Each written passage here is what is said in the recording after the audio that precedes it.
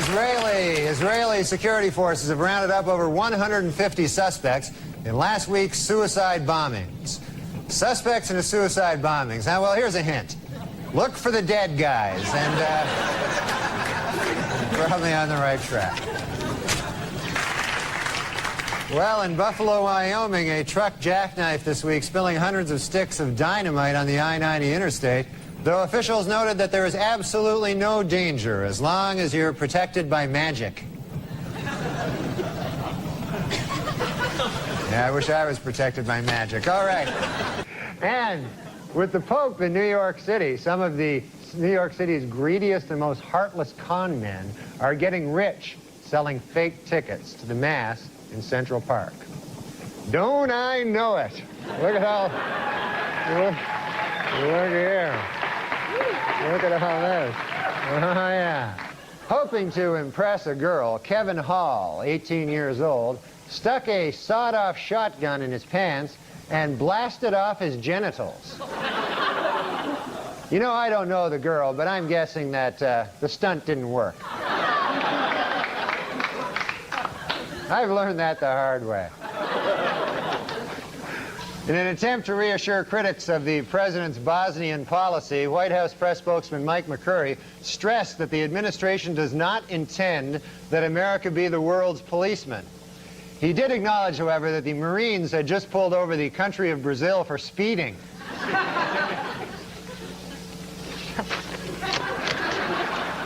Like Johnny Carson there for a second. This week, Paula Barbieri admitted that she had broken up with O.J. Simpson the very night Nicole Brown Simpson was killed. Boy, that had to be a tough day for O.J., huh? First he gets dumped by his girlfriend, then Colombian hitmen kill his wife. Man, that's... You gotta...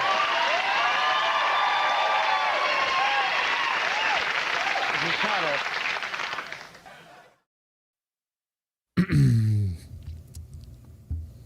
Hello, hello. Hey, welcome everybody. Everyone to it's been a long time. Yeah, that's right. For those of you who are joining us from the Focus Strip stream, thank you and welcome. For those of you who are just joining us for Readout, we give a special welcome to you as well. John, how you doing tonight? I'm good. I'm ready to go. It's been a very busy day. I had almost no time to get ready for anything, but I'm excited for this section. I was actually more excited for this section than my own personal stream. I was looking forward to this too. This will be a good one. It'll be a good variety show. We got some good Mormon clips, got some good Jehovah's Witness, pulled a few Christians in there as well with some bad takes. I think it'll be a nice variety stream, just reacting. So, Christian, how you doing tonight? Good, sir. Good. What are you drinking? Just water in Copenhagen. Drinking Copenhagen? I have never heard of that. Hey, you're dipping That's it. disgusting. I mean, you swallow every now and then. You do swallows in Copenhagen. All right. John, I forgot to ask you what you're drinking. You got anything special? You know what I'm drinking. Oh, sorry. I'm drinking Rain and Diet Dr. Pepper. Doug Wilson. Yes, we are talking about Doug Wilson tonight. I forgot about that gentleman. Yeah, well, there is some topical things on Doug as well. Mm-hmm. Yeah. Do we have? I did watch this video, but sorry to get cut ahead. But did you get his actual quotes, like his actual clips of what he said? Because Gavin just pulls up the quotes, not actually shows what he says. So, yeah, let me pull up. I have one clip from him, but the one that Gavin is reacting to, I'll find that one. It's pretty easy. It's just a CNN interview. But I'll send that over in the private chat. Alrighty. All right. Well, yep. I'm drinking Wild Turkey Rare Breed. I would recommend it for anyone who is who likes Wild Turkey and wants something that's a little bit more premium than the Wild Turkey 101. It's a pretty good mid-tier bourbon. And then I've actually finally been able to get my cigar to work. In the last stream, I was majorly on the struggle bus, but it seems to be smoking away now. So hopefully that'll stay lit, and hopefully I don't get caught smoking out here on the porch where I'm not supposed to. But, that'd be interesting if the Radicop comes up to you and starts berating you midstream. Yeah, barges in. Yeah, we'll see. Okay, John, you want to pull up the? I think we should start with the Mormon clip. Yes. Okay, so now I do want to be clear that while I am certainly going to be making fun of many Jehovah Witnesses beliefs and Mormons beliefs and other beliefs that may be out there, it is not because I hate or think that these people are bad people. I think some of the best people I've ever met are Mormons. However, I think that their beliefs are wrong and antithetical to the truth. So because of that, I think that they are open to critique and hopefully finding the real truth, right? So I hope that while this is going to be extreme, I think that bringing these things to light and making sure people are aware of what they actually believe, what their leaders actually have said, what their prophets have actually said, is very important for people who are trapped in the religion. Right, especially if it, we're not. I don't think anyone on the panel is a universalist, so I don't think that, Well, actually, I say that, but I don't know. Christian, do Mormons worship the same God as Catholics? No. No? No, I don't think so. Well, right, but according to I know you don't, but Vatican II implies that the Hindus and Muslims might worship the one true God. So Mormons would say yes, whereas I think Protestant and Orthodox would just say no. No, thank you. And it depends, of course. Depending on how you interpret Vatican II, because I think you pulled up Tim Gordon. Tim Gordon has his own explanations of Vatican II and stuff like that. So, all right, I have the banned Mormon cartoon. Now, some context on this cartoon is this isn't, when they call banned Mormon cartoon, it is not actually a Mormon cartoon. This is actually from a group of people who are critiquing Mormon beliefs with their own beliefs, or not with their own beliefs, sorry. Well, yeah, so they're using Mormons' beliefs essentially against them and kind of taking it to the logical extreme. So this is not a cartoon by Mormons. However, it is depicting Mormon beliefs. And when you actually dig deep into the deep doctrines of Mormonism, basically all of this stuff is true, right? So this is like science fiction Christianity is how I would describe it. So if you guys want me to pause at any point, just let me know.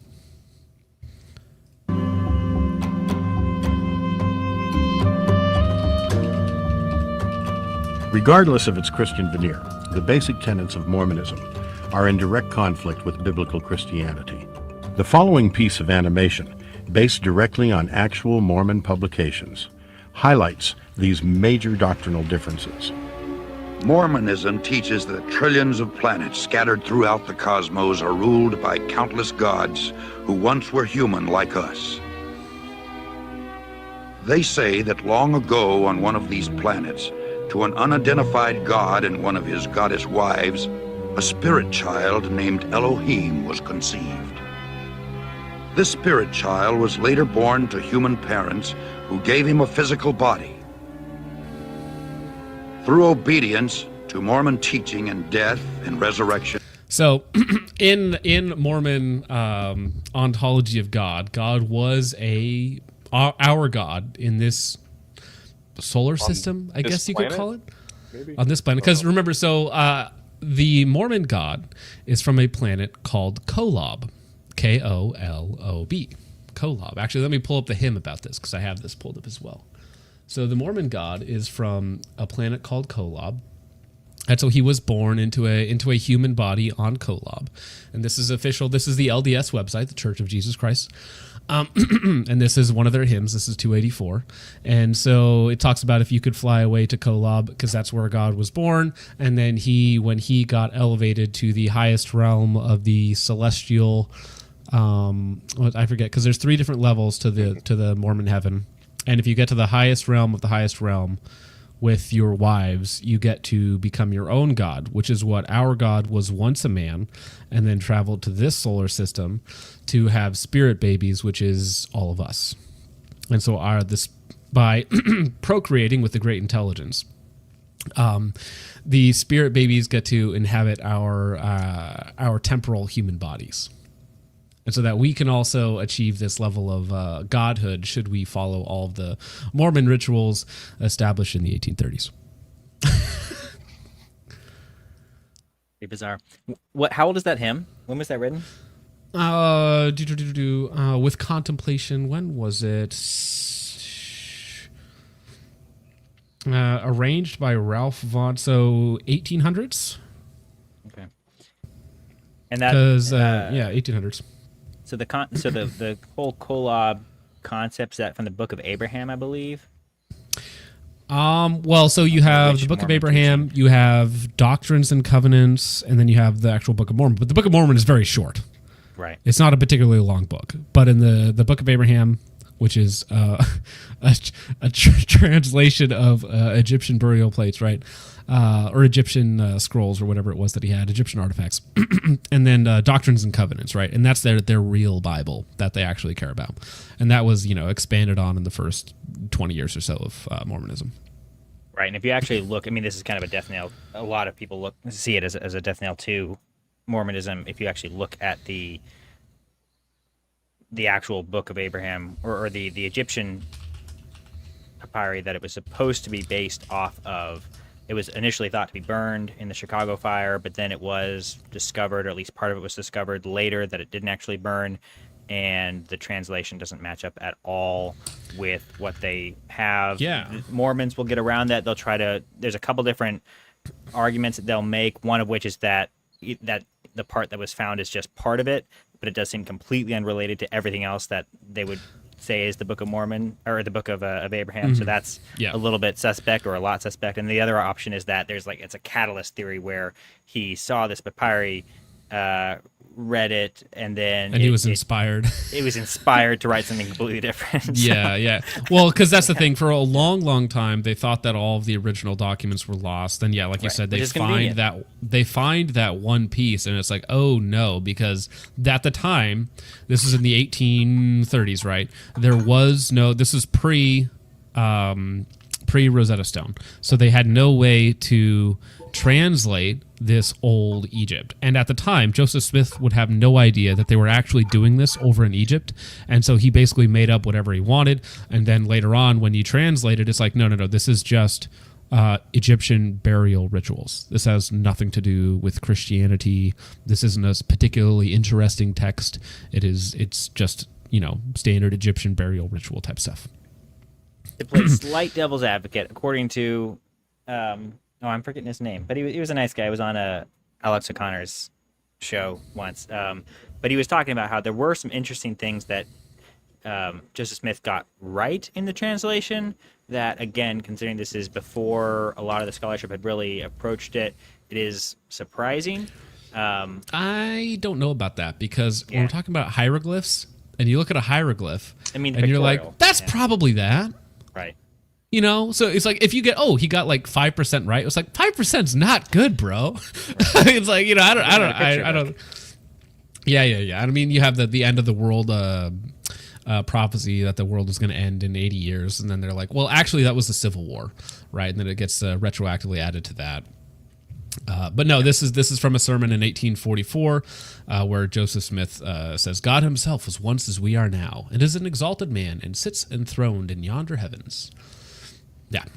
So the God-man doctrine of Mormonism comes straight from Joseph Mormon. Now, anytime that there's something that contradicts Joseph in modern Mormon theology. Sorry, too many M words for me to process right now. They simply say, well, not everything he said was infallible. And so if you pick out one of the 34 wives or some of the things that he did, it's like, well, he might have done some bad things, but he's still a prophet and, still right next to Jesus.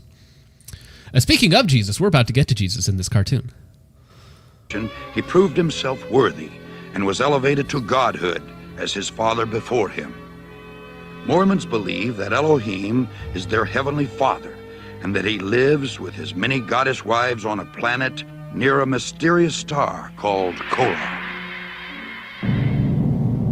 Here, the God of Mormonism and his wives, through endless celestial sex, produced billions of spirit children.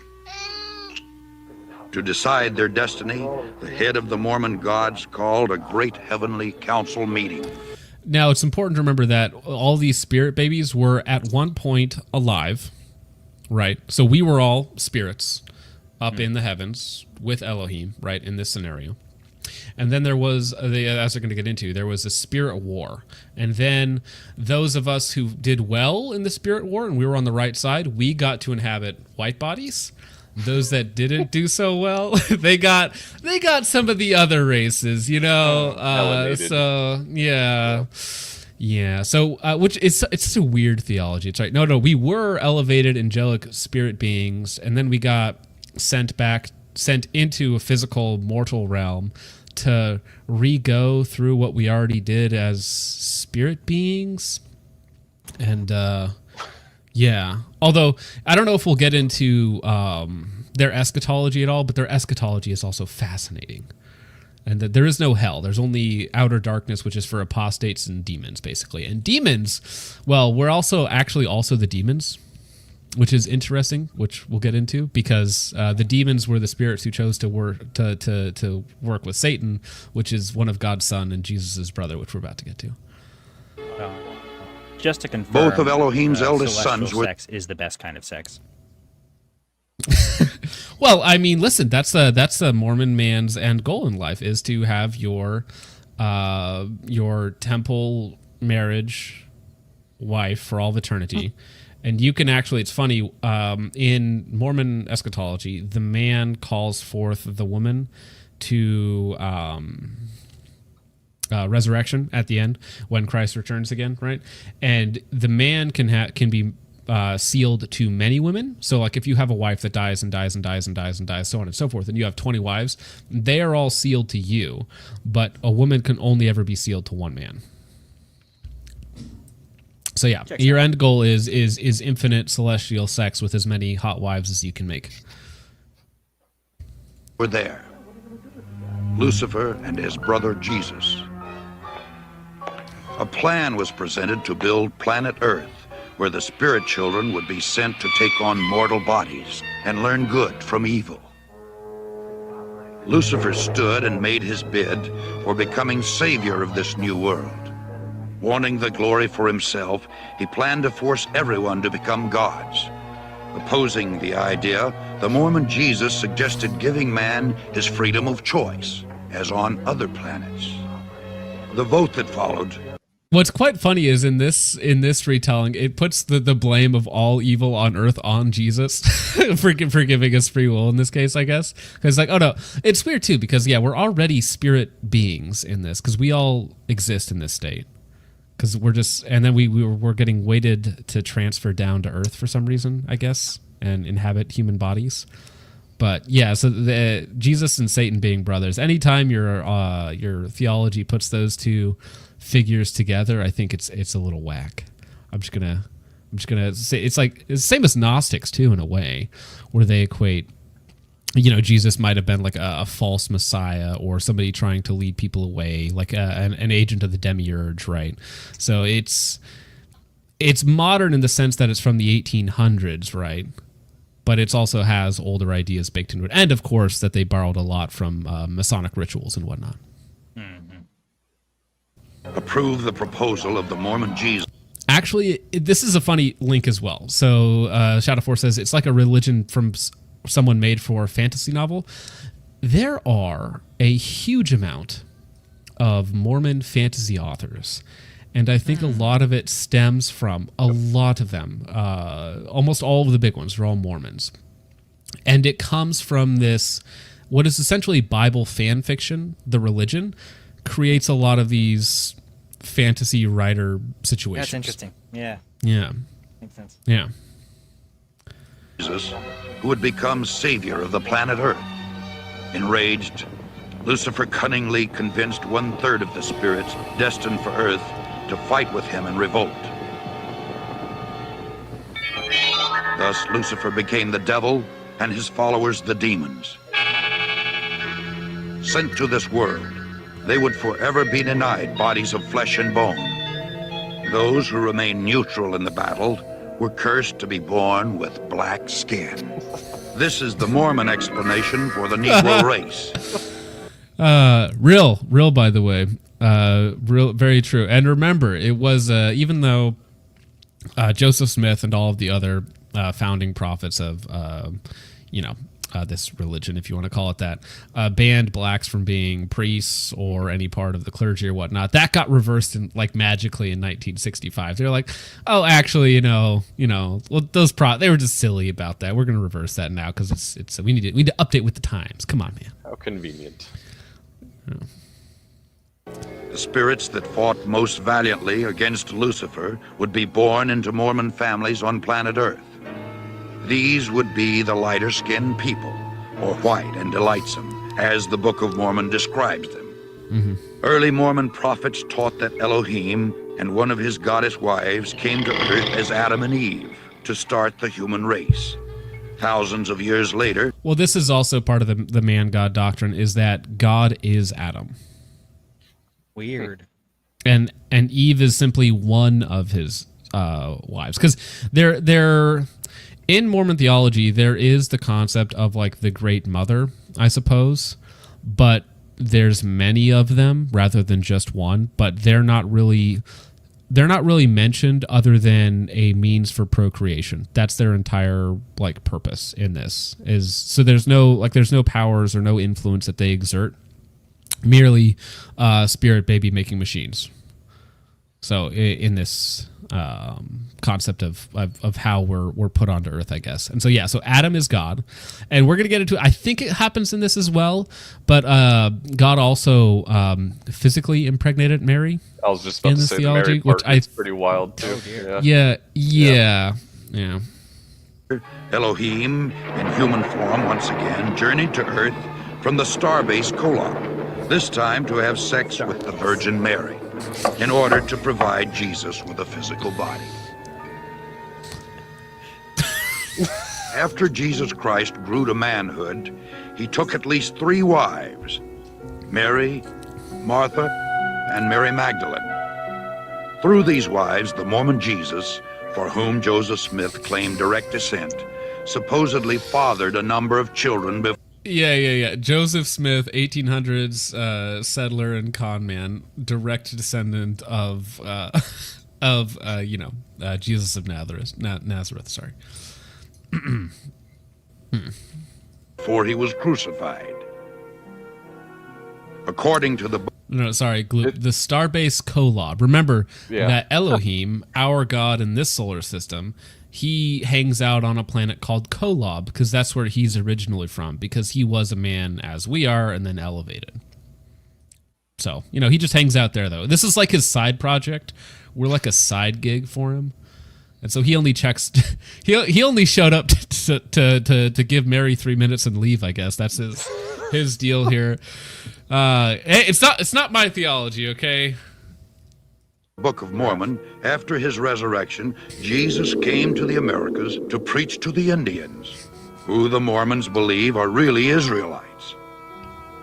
Thus, I don't know if he gets into detail here, but essentially, I forget the name of them, but they have a special name, and you have the bad Native Americans, and you have the Hebrew Israelites, the tribe that broke off and got sent across the Atlantic in wooden boat submarine things, and they made the journey in 300 BC or whenever that time frame lines up.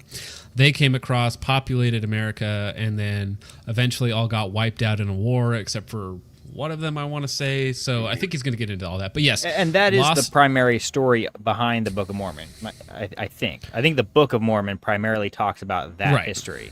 Yeah.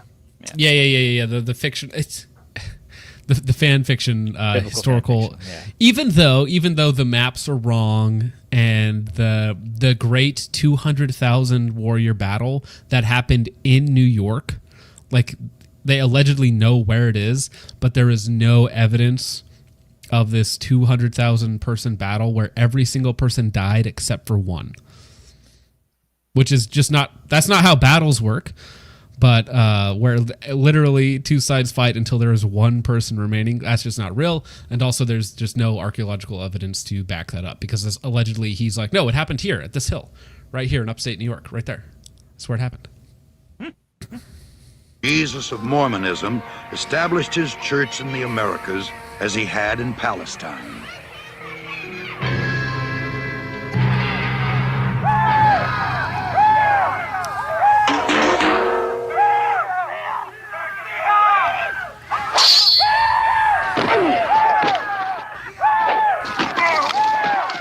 By the year 421 AD, the dark-skinned Indian Israelites, known as Lamanites, had destroyed all of the white Nephites in a number of great battles.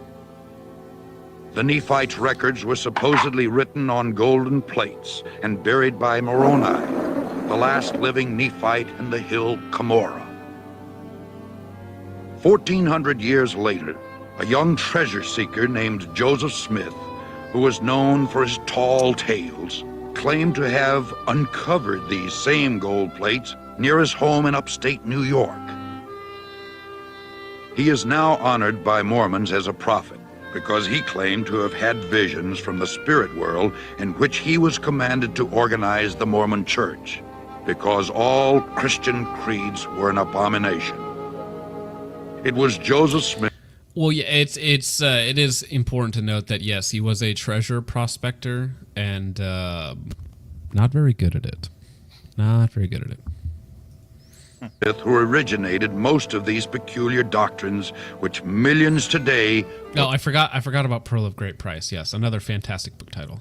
Believe to be true. By maintaining a rigid code of financial and moral requirements and through performing secret temple rituals for themselves and the dead, the Latter-day Saints hope to prove their worthiness and thus become gods. The Mormons teach that everyone must stand at the final judgment before Joseph Smith, the Mormon Jesus. Okay, before we get too far on, I do want to say that the Mormons also have a very interesting practice known as baptism for the dead, where they quite literally take somebody and baptize them in the name of somebody who has already passed, right? To retroactively, they're in a lower state of their end goal, like their purgatory almost, before they get to one of their heavens. And if that person who is in this holding place accepts the baptism that was done for them by somebody who's alive, they then get to enter a higher level. They go from the terrestrial to the celestial ending, I want to say. How they go up one level, basically, by being baptized while dead. They still can't enter the highest level, but they can move up to kind of out of the bottom tier, right? So now you're a second-tier Mormon if you get baptized while dead. So Mormons got caught, basically, going through all of the genealogies, and Catholics actually said, hey, we're no longer granting Mormons access to our records, because they used to just like share information, I guess, about who and what and where and all that sort of stuff, because Mormons were performing these baptism for the dead, these rituals for Catholics. And then the Vatican was like, actually, no, you're not doing that. We're not sharing our data with you. They also, what kind of brought this to a head and kind of exposed a lot of this, is they baptized Anne Frank, which caused a stir in the Jewish community when it was known that they did a baptism for the dead of Anne Frank, and so they got in some hot water there as well. But no, this is a real thing that they do, and there's actually a really great channel. I'll try and look her up, but she's done fantastic work as an ex-Mormon, kind of going through what they actually believe and what ceremonies she was actually a part of and has done and seen and stuff like that. So, yeah. Stuck on Spirit Airlines. That's funny. Spirit Airlines from Collab to Earth. And Elohim.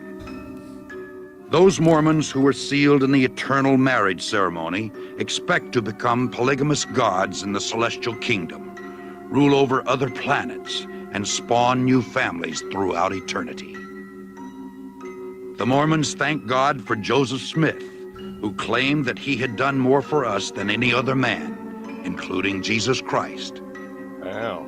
The Mormons believe that Well, so Mormons kind of get dicey with this, where they say, like, here, let me make it a little bigger. They say Jesus, and then Joseph Smith's like right there, like just underneath. But they also don't necessarily recommend reading the Bible. They outwardly they're like, oh, that's fine, but if there's any contradictions, it's actually the Pearl of Great Price, Covenants, and the Book of Abraham, stuff like that. Right. That's their updated literature. he died as a martyr, shed his blood for us, so that we too may become gods. Although there are thousands of Mormon churches throughout the world, there are only a few dozen Mormon temples. These massive structures play a vital role in the Mormons' quest for godhood. Mormons must engage in a series of occultic rituals inside the temple in order to become a candidate for godhood. Only an elite selection of devout Mormons are allowed to enter. To do so, the potential Mormon god must adhere to a strict code of ethics, including abstinence from tobacco or caffeine-based products, paying a full tithe to the Mormon church, and wearing of the magic Mormon underwear 24 hours a day. He has to receive a satisfactory interview from his... No, so that is a real thing. So the women and men, they have different sets of magic underwear that are just like white linen garments. There's nothing special about them, right? But they must wear them 24/7 outside of cleaning and sex. I've seen it. I think that's it. It's just those are the only two exceptions where you're not allowed, or you're allowed to not wear them. So like, bathing suits or whatever it might be, you're not supposed to basically ever take them off. And when it comes to tithing as well, so like Christians, I'm not sure how it is in Catholicism or Orthodoxy, but in most churches that I've been a part of, tithing is expected, but nobody is pocket watching you. Like, nobody is saying, how much money do you make? How much have you given this week? Where does this and that go? In Mormonism, it must be exactly 10%. So when you become a member, they know how much money you're making and how much money you're giving, and it is required that you are tithing. I actually have another point as far as the financial aspect of it. So the Mormon church is worth about, it's like $200 billion to $293 billion. That is almost on par with the Catholic Church, which is insane. Well, I think the Catholic Church has them beat in terms of land valuation. Yeah, I'm sure. Because the artifacts and the, these massive cathedrals and Vatican City and stuff like that has them beat in terms of value. But in terms of cash, I don't know. They have more cash on hand than a lot of countries, right? Yeah. Yeah. But that's just insane to me that there's only like 17 million Mormons and over 1 billion Catholics, and they're almost... Yeah, no. Well, that is how serious they are. So if you talk to a Mormon who is a member of a devout family, everything is 10%. If you find a quarter on the ground, you are giving 10% of that, right? Whatever it might be, to the letter, right? And if you fail to do that, you get excluded from godhood, basically. You're no longer eligible. The same, like, you can drink energy drinks, but not black tea or coffee. Which it was funny because wasn't one of the members of Coca-Cola, wasn't he a Mormon? Wouldn't surprise me. Something like that. So they're allowed to drink sugary drinks, but not coffee or tea. The amount of so it's dirty... not the caffeine content? No. It's not the caffeine itself. It has to do with drink content. Yeah. Hot like drinks, something like that. It's one of those things where if you ask for a mechanical reason, it's like there is no real reason. Like, it doesn't matter. Yeah, the amount of dirty soda shops out here is disgusting.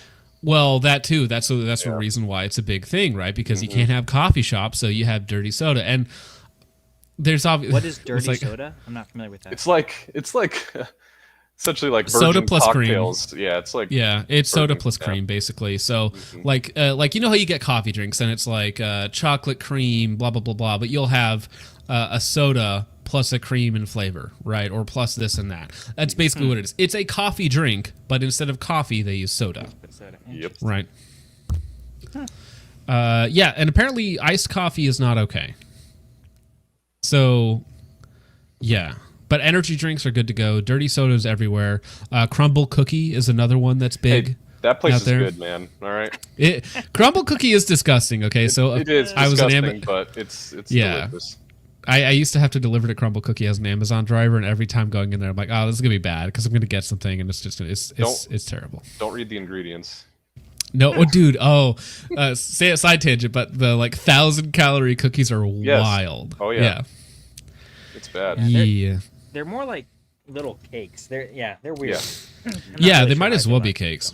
Chud says, looking into Lutheranism, gents. Any thoughts on that? Catholic light. Yeah, more or less. I don't know that I would agree with that. Lutheranism is pretty different, but there's also a lot of different groups within Lutheranism. I'm told that there's kind of the variety that you'll see on the Protestant side with Presbyterians, Baptists, and all these different sects. You'll see that within Lutheranism itself, and even just in the early history of Lutheranism, you had some interesting splits. So it's not a monolith, but it's pretty. I mean, it's high church, yes, but it's pretty aggressively anti-Catholic in a number of key ways. Right, but I mean, they have a lot in common with Catholics too, because they have that joint doctrine declaration that they did with Pope Francis not too long ago. They're more liturgical, right? So they have that in common, and they have they have a real altar. They have from a service perspective, they're very similar. I attended a service or two, but yeah. I think that a lot of people think of Lutheranism as being very or they think of like Luther's doctrine as being very laissez-faire, almost nominalist, where it's like, just forget the law, do whatever you want. Luther kind of infamously once told Melanchthon, I think, sin boldly but love God more boldly still, or something along those lines. And really he ends up getting misunderstood because Luther would actually, and Lutherans today will very strongly emphasize law, but with Luther systematic theology, such as it is, if you can even call their theology systematic, is very much dependent on trying to find that right understanding and balance of law and gospel. But they always will try to present the law, and then the gospel comes in to, after you're convicted, the gospel comes in to tell you, now you're saved, by the work of Christ. You are made clean. It's imputed to you. Now go and sin no more. How much to emphasize the go and sin no more side of it is where Lutheranism tends to be a lot weaker than like Calvinism, where it actually emphasizes the sanctification more so than your traditional Lutheran doctrine, which was just law to convict, gospel to, once you're convicted, to make you realize that you're saved. And then the sanctification isn't talked as much about. That's what the other term is, a third use of the law is what they call it. But then you have a later group of Lutherans that become very pietistic. You have this whole pietism movement that comes out of Lutheranism, which is very much focused on living well and living, in a godly manner. So it's a very interesting and somewhat conflicted system of doctrines. But yeah, it's worth looking into. But it's going to be very different. I would ask him, modern. Go ahead, John. Go ahead. No, you go first. I was going to ask, which sect of Lutheranism was he thinking about? Because there's two main ones, it's the ELCA and the LCMS. I don't know which one's the more proliferate one, but the one that I know, I think John Shepard, who I'm not sure if he's still in chat, but he's Missouri Synod. And they're the only based one as far as I'm aware, because the rest of them are female. The rest of them are female pastors, LGBTQ plus IAP affirming.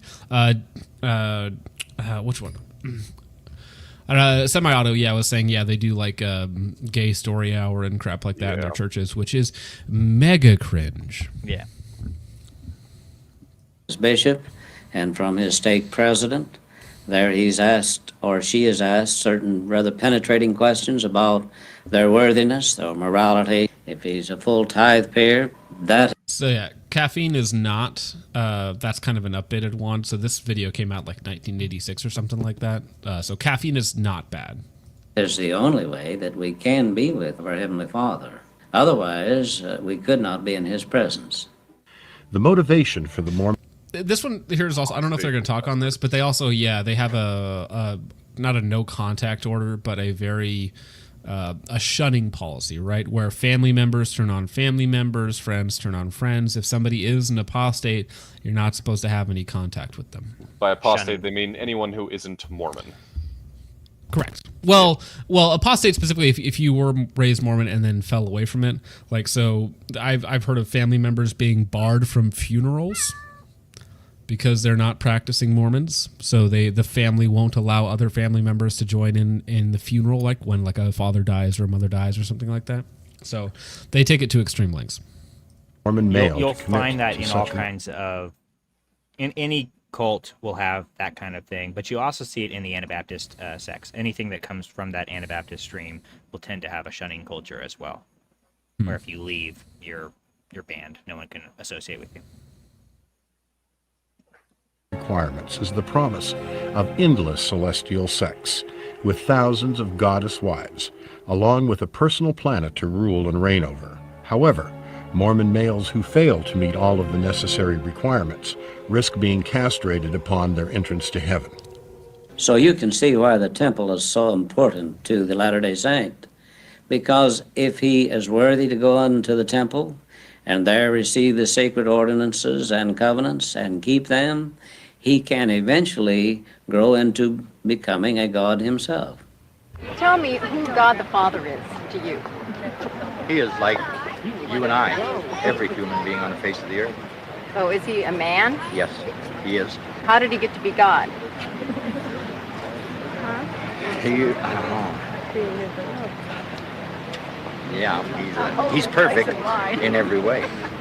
So if we are perfect, can we become like God? Yes, ma'am. Yeah, The Secret World of Mormonism. That's part of an old documentary that they... But you see, on his world, he also had to follow the Mormon doctrines by some other prophet scenario that happened there by another god, and then he was able to recreate the exact same scenario here, I suppose? Mormonism is just Islam for white people. That's my conclusion. Islam for white people. There are some striking similarities. Yeah. Well, I mean, is it Galatians or Corinthians where Paul says, don't believe any other doctrines than these, even if they're given to you by an angel or whatnot? Both Mormonism and Islam were given to their prophets by an angel, which is funny. In Joseph's case, he reuses a lot of the same names. So, for instance, the last Nephite alive was Moroni, and then Moroni is also the name of the angel. So I'm not sure if they're the same person or if that angel just has the same name, but he reuses assets a lot in his stories, and he also pads with he says however and then therefore over and over and over again inside of the book to kind of make it seem more old-timey, I guess. Let me see if I can find, I think it was who's that famous writer from the 1800s? Wrote many books that we all had to read in school. Why did his name just escape me? But he has a quote about the Book of Mormon.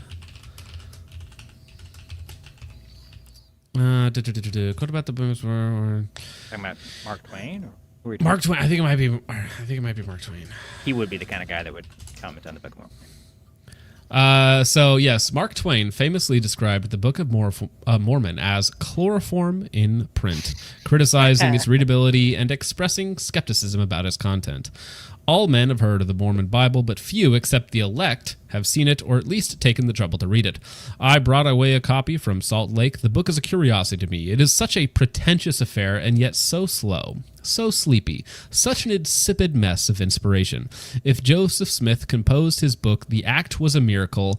Keeping awake while he did it was, at any rate. Not a fan, Mr. Mark Twain. He's very much a skeptic, and he wouldn't have great things to say about Christianity either. But no, but he's quite brilliant and is this my very dry sense of humor. Jehovah Witness cartoon. Mm-hmm.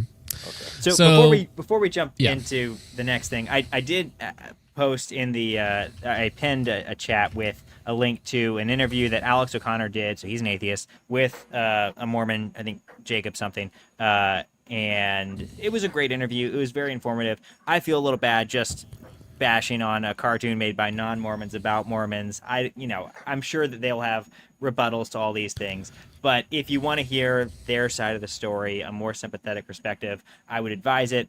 I think in the end it is all absolutely bunk, but at least you want to get straight from the horse's mouth. And really, I think that a lot of this stuff is very demonic. I think that with Islam and Mormonism, I don't doubt to some degree that they saw something. I mean, maybe they're just charlatans, but I wouldn't be surprised if there was some kind of a angelic activity, if you take my meaning. No, I agree with that, because I think anytime you see anybody prophesizing, one, that you can be like God, I think that's a demonic trait, as seen in Genesis. And I think elevating man to the status of godhood, like to ontological similarity with God, is problematic and demonic, I would say, because I think that was the reason why Satan fell, is because of that. So I think making that a core part of your theology is, I mean, almost definitionally demonic, I suppose. Yeah. Well, I don't understand how they, I mean, who created Elohim in their story? I don't understand how they get to... I was thinking the same thing. Well, so this pattern has happened over and over again. So they have, again, this theory called the Great Intelligence, which is where everything comes from. So I suppose that their great being is the Great Intelligence, which is what people have sex with to make the spirit babies. I don't know. It's just weird because Mormons will rail against perfect being theology, which is essentially the theological / philosophical concept developed by Anselm and Thomas Aquinas, where you have, like the ontological argument for God is that than which nothing greater can be conceived. And so it's this idea of constructing this concept of God from the most perfect thing that you could ever conceive of. And if you actually go through the logic, I don't think that it works syllogistically, but if you accept the starting premises, which is a big cheat, but if you accept that, then it does result in at least some clarification of who this God must be. And so there's this whole philosophical school around perfect being philosophy. And Mormons tend to reject that, but I'm not sure how you can actually reject that. It seems like you can move the goalpost, you can move where that perfect being is to maybe the God that we worship from the Bible is just a descendant of that perfect being, but at some point you got to get to the perfect being. So I'd be very curious to actually talk to a Mormon and see how they address all that. Well, yeah, it kind of adds like an infinite layer, right? So, because our Elohim got elevated to godhood explicitly like his father did. So then who was his father's father, so on and so forth, and so on and so forth. So it's like expanded universe Bible, basically, where they keep adding more and more levels to it. It's like power leveling in like an anime or something, right? Where it just gets so extreme that it no longer makes sense or something like that. Now, talking about Jehovah's Witnesses, also very similar. I get them confused in my mind all the time. They were both started in the 1800s, about 50 years apart. Both deny the Trinity. Both have a new ecclesiology, I suppose, where both of the founders are like, actually, this is what God really meant, and now we're reforming the church here, as in like this is the new church, the new start. And both have a huge emphasis on like mission trips and evangelizing, basically. Yeah, 1800s was a wild time for new heretical sects. So I don't know if you want to. Does go? Anything you want to say before we hop into this, Christian? Because this is your clip, right? Yeah, no, let's run it. All right. When early Watchtower teachings that the world entered the so-called time of the end in 1799, that Jesus returned invisibly in 1874, and that the world would end in 1914 were proven false. So I like that they commit like all of the sins foretold in the New Testament about new heretical sects, like when they're saying no man will know the time or the hour, and then all of these people like make a prediction about actually he's coming here, the world's going to end at this time, and it just goes like straight against the Bible. And then when it of course doesn't happen, they just circle back and, well, actually it was an invisible return, or well, actually the world did end and now we're in the millennium. A lot of I had an experience in college where I had a couple Jehovah's Witnesses come to the door and talk to me, and they basically were writing all of this out and talking to us about this. They're like, oh yeah, World War I was when Satan came down to the earth and started all of this stuff, and like he caused the Great War, and then he got defeated, and that's where like we're now in the millennium type stuff. And I was like, what are you talking about? But yeah. doctrine was conveniently readjusted. In the new version, 1914 became the date of both Christ's invisible return and the beginning of the time of the end. This date was put forth not as theory or interpretation, but as hard, indisputable fact. Jesus started out originally as the Logos.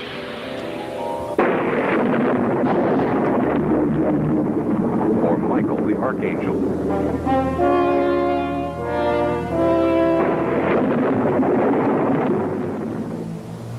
Who then came to earth as the virgin-born Son of Mary. He was a perfect, sinless man. But he was only a man, devoid of all divinity. Jesus walked the earth as a man, becoming the Christ only when he was baptized. Jehovah's Witnesses hold the cross in contempt, feeling that it is nothing more than a pagan symbol used by apostate Christendom. Instead, they teach that at the completion of his ministry, Jesus died, not on the cross, but on an upright stake.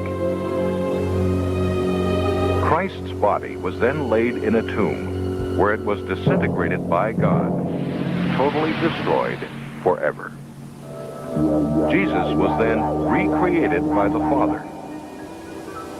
Before going to heaven, he materialized in different bodies on different occasions to convince his disciples and others that he had really been resurrected. Jesus returned to his Father in heaven, where once again he became Michael the Archangel. He will never again be seen on the earth in visible form, but instead rules invisibly from the heavens. Where the F did they get that from? I don't know. It's interesting because Jehovah's Witnesses are very much sola scriptura people. If you talk to them, you can make arguments from scripture because that's their bread and butter. So I'm not sure where they're getting this from. They don't have. I don't think they have an alternative text. That's one of my favorite arguments that I hear against. You're really quiet, John. Oh, my bad. Is it better? Sorry. There you go. Yeah, it's better. So one of my favorite arguments against sola scriptura, right, that Catholics or Orthodox bring is that, well, it's not even about the scripture itself; it's about the interpretation, right? So if you say, "Oh, well, scripture alone," it's like, well, sure, but your interpretation of this is not historically accurate in any way, shape, or form, and this is not how, quite literally, anyone has ever interpreted this.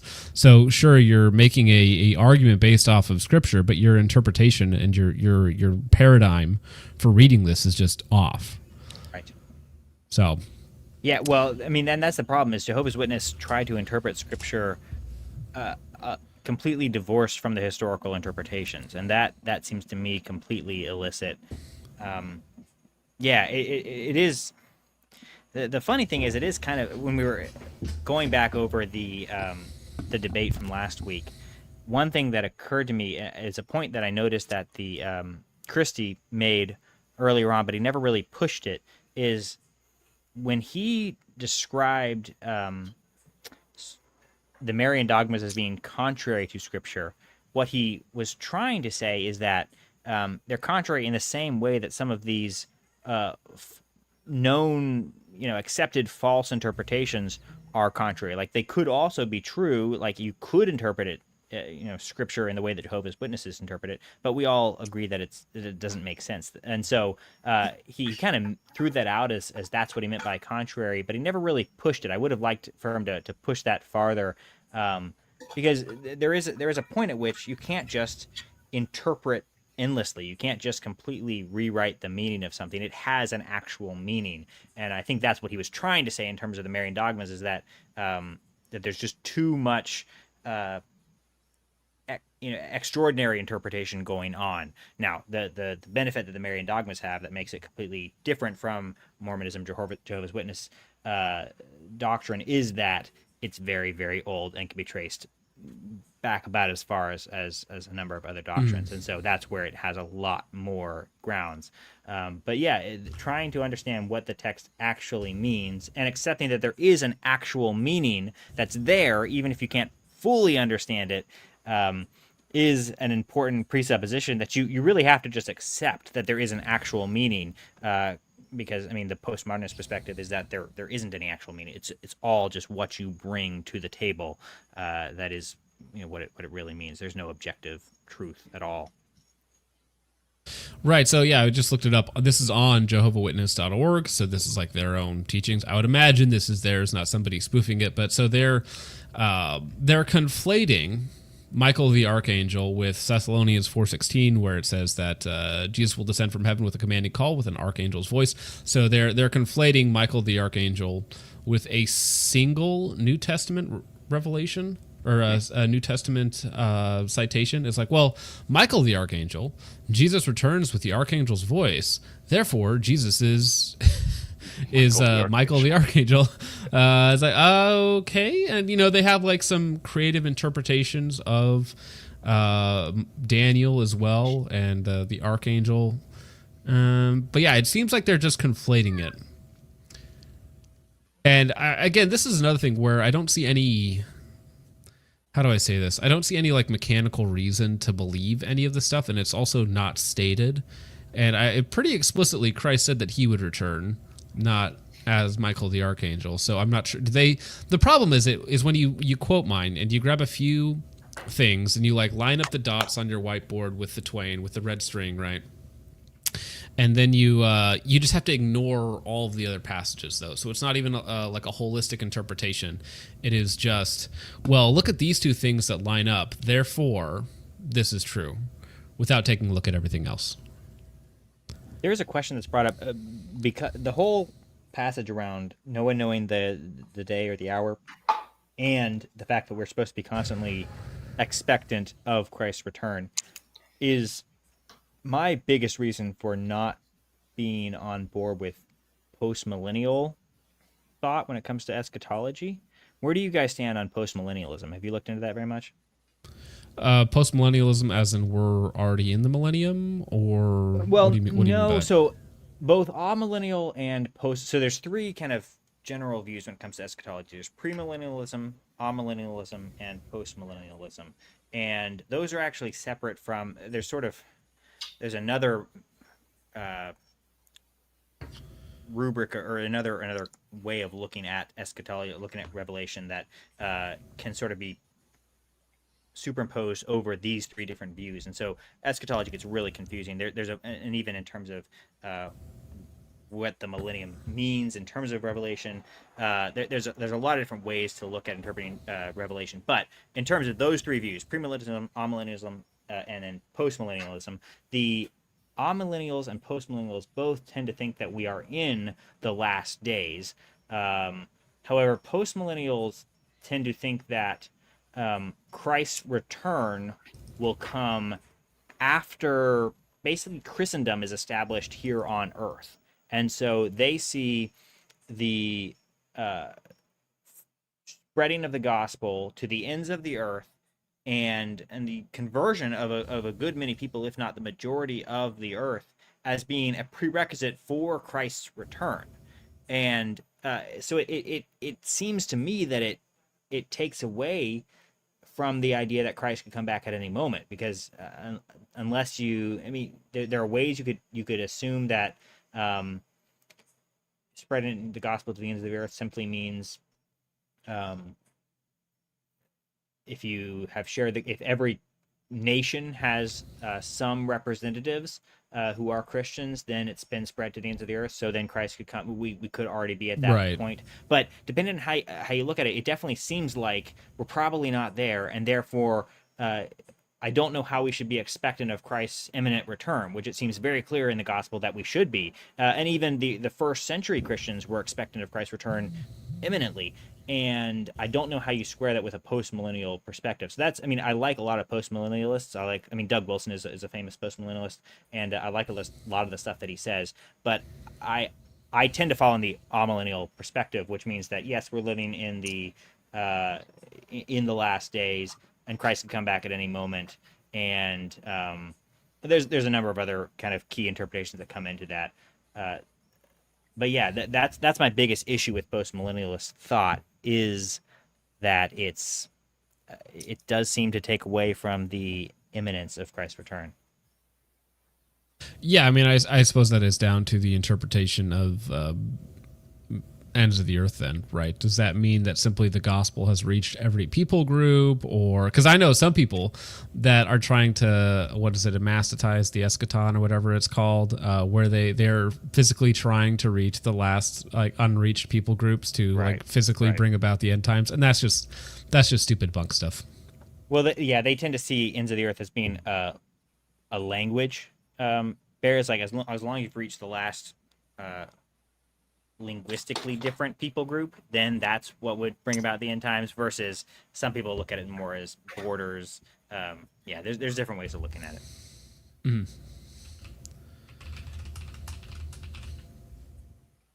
And yes, both postmillennials and amillennials tend to reject the idea of the rapture, or at least as it's commonly understood. Well, commonly understood in the West since, 1880? Dispensation. Judgment over the world at Armageddon. He will destroy all but the faithful Jehovah's Witnesses.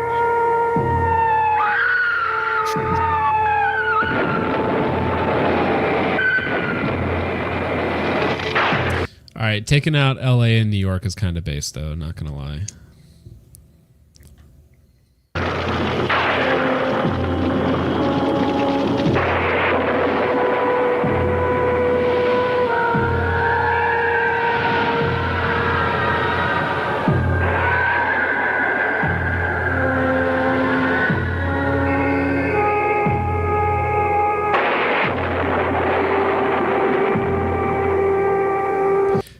Damn, I like how they took out the church too. Killed everybody. Oh yeah. Well, so that's another thing that I always have an issue with, these kind of like cult-esque, Christian-esque. I don't really want to call them Christians, but like cult-esque philosophies that kind of ape a lot of Christian theology, where essentially they're like, you know what? The last 1900 years, however much it's been, that's all bunk. It's actually just us. And to save yourself from the soon approaching end of the world, you have to join us or die. And it's like, well, what about everybody else that came before? They're all in hell. It's like, whoa, really? Like there are some even crazier like split off groups from Mormons and Jehovah Witnesses that get even crazier, where it is like quite literally just us, just this congregation, just this church. We are it. Like not churches in the holistic view of the church, like a Catholic view of the church, but churches in like this physical building and the people within it. We are the ark and nobody else. Jesus, alias Michael, will always remain invisible to those on earth and can be seen only by the 144,000 select Jehovah's Witnesses who rule with him from heaven. That's also another. I forgot Jehovah's Witnesses had that too. The 144,000, which is again, it's like, okay, that is a biblical thing. 12,000 from each tribe of the 12 tribes. It's like, yes, but that is not how that has ever been interpreted. That there's actually only 144,000 people destined for heaven. Yeah. Another thing that this video didn't go over about Jehovah's Witnesses is they do not celebrate holidays, any holidays, neither Easter, Christmas, or birthdays, believing that they stem from paganism. Right. Mm-hmm. Yeah, I remember that. No birthdays though. Yep. Sad. Yeah, so that is the funny part though. So it is there's 2 million Jehovah's Witnesses, but only 144,000 of them get in. Now, I'm not sure if in their view of heaven and hell, if there is kind of like a middle ground like Mormons have in terms of the end state. So I'm not sure if it's 100 circles, of heaven. Yeah, so I don't know if it's 144,000 in the highest level that actually make it into heaven, and then like everybody else who wasn't, or they're like there's some sort of middle ground. I'm not sure about that. No blood transfusions, really? I think that's a thing as well. Yeah. Mm-hmm. Interesting. One group that we left out here that would be interesting to talk about is Christian Science. you guys delved much into Oh, that? yeah, I've watched like a 10-minute video on Christian Science, so I'm not well versed at all. I've talked to a committed Christian scientist from like the area of the United States where it's like a hub for Christian Science, and it's quite interesting. Yeah, she was a nice gal, but yeah, you could tell that she just grew up in it. She wasn't particularly committed, but she still bought into it. Yeah, it's interesting. Nobody brought any Scientology clips, did they? No. That'd be another interesting. Well, that would also be funny. It's funny. All of these things have been covered on South Park. So in Jehovah Witness, so again on their JehovahWitness.org. So is hell a place of eternal suffering? No. So they don't believe in. They believe in the grave, which is kind of like the end. So it's a state of non-existence. Annihilation. So yeah, annihilation theory, basically. Yeah. Yeah. Interesting. Which I mean that's the atheist belief as well. There's just nothing. Yeah. Yep. What's the punishment for doing whatever the heck I want to do right now? Just nothingness? Non-existence? All right. I guess compared to heaven, that is pretty bad. How maybe. I have a hard time thinking about non-existence. Like in my mind, like thinking about what it would like to not be able, like just pure nothingness. Yeah. Like I have a hard time wrapping my head around that. Like actually thinking about what it would be like to experience nothing, which obviously is a contradiction. You can't actually experience nothingness and be alive. So I'm just like, what? Like, it's interesting. Or even the concept when you think about why there is anything as opposed to nothing. You kind of have to think about what nothingness really means. And our concept of nothing almost is like a positive concept where we're thinking of something that is nothing, like empty space, but now we still have space, but like nothing is nothing. Mm-hmm. Well, so that's the thing. So Damn It Jeremy says that's what being in a coma is like, or sleep before the dreams happen. But you can only think about the sleep before dreams are happening when you're awake. Like you can't be an active participant in the nothing. Right, so you're not actually ever experiencing nothing. You're awake or you're dreaming, right? The nothingness part, you can't actually, like you don't actually remember that. You can't actually experience that. You can't actually be a part of the nothingness. So telling you what nothing is like, it's just because you can't actually experience it, right? Because you don't remember the nothing. You remember the dream or you remember falling asleep. Like that's it. Right. Yeah. Like their self-control. Okay, this is we have Tim Gordon, Rules for Retrogrades. So yeah, this is kind of a transition point, and it's unfortunate because these are the videos that I put out, and I've already had way too much whiskey at this point. So we'll see if I can get without slurring my words. Yeah, but basically, I want to actually play another clip before we play this one. So this is Tim Gordon reacting to a Lila Rose clip. Lila Rose is another Catholic, and she put out a video. Let me send it to you real quick. If you just look up Lila Rose, Men Don't Need Sex, I think I've got the clip here. Wait, I can what? share it.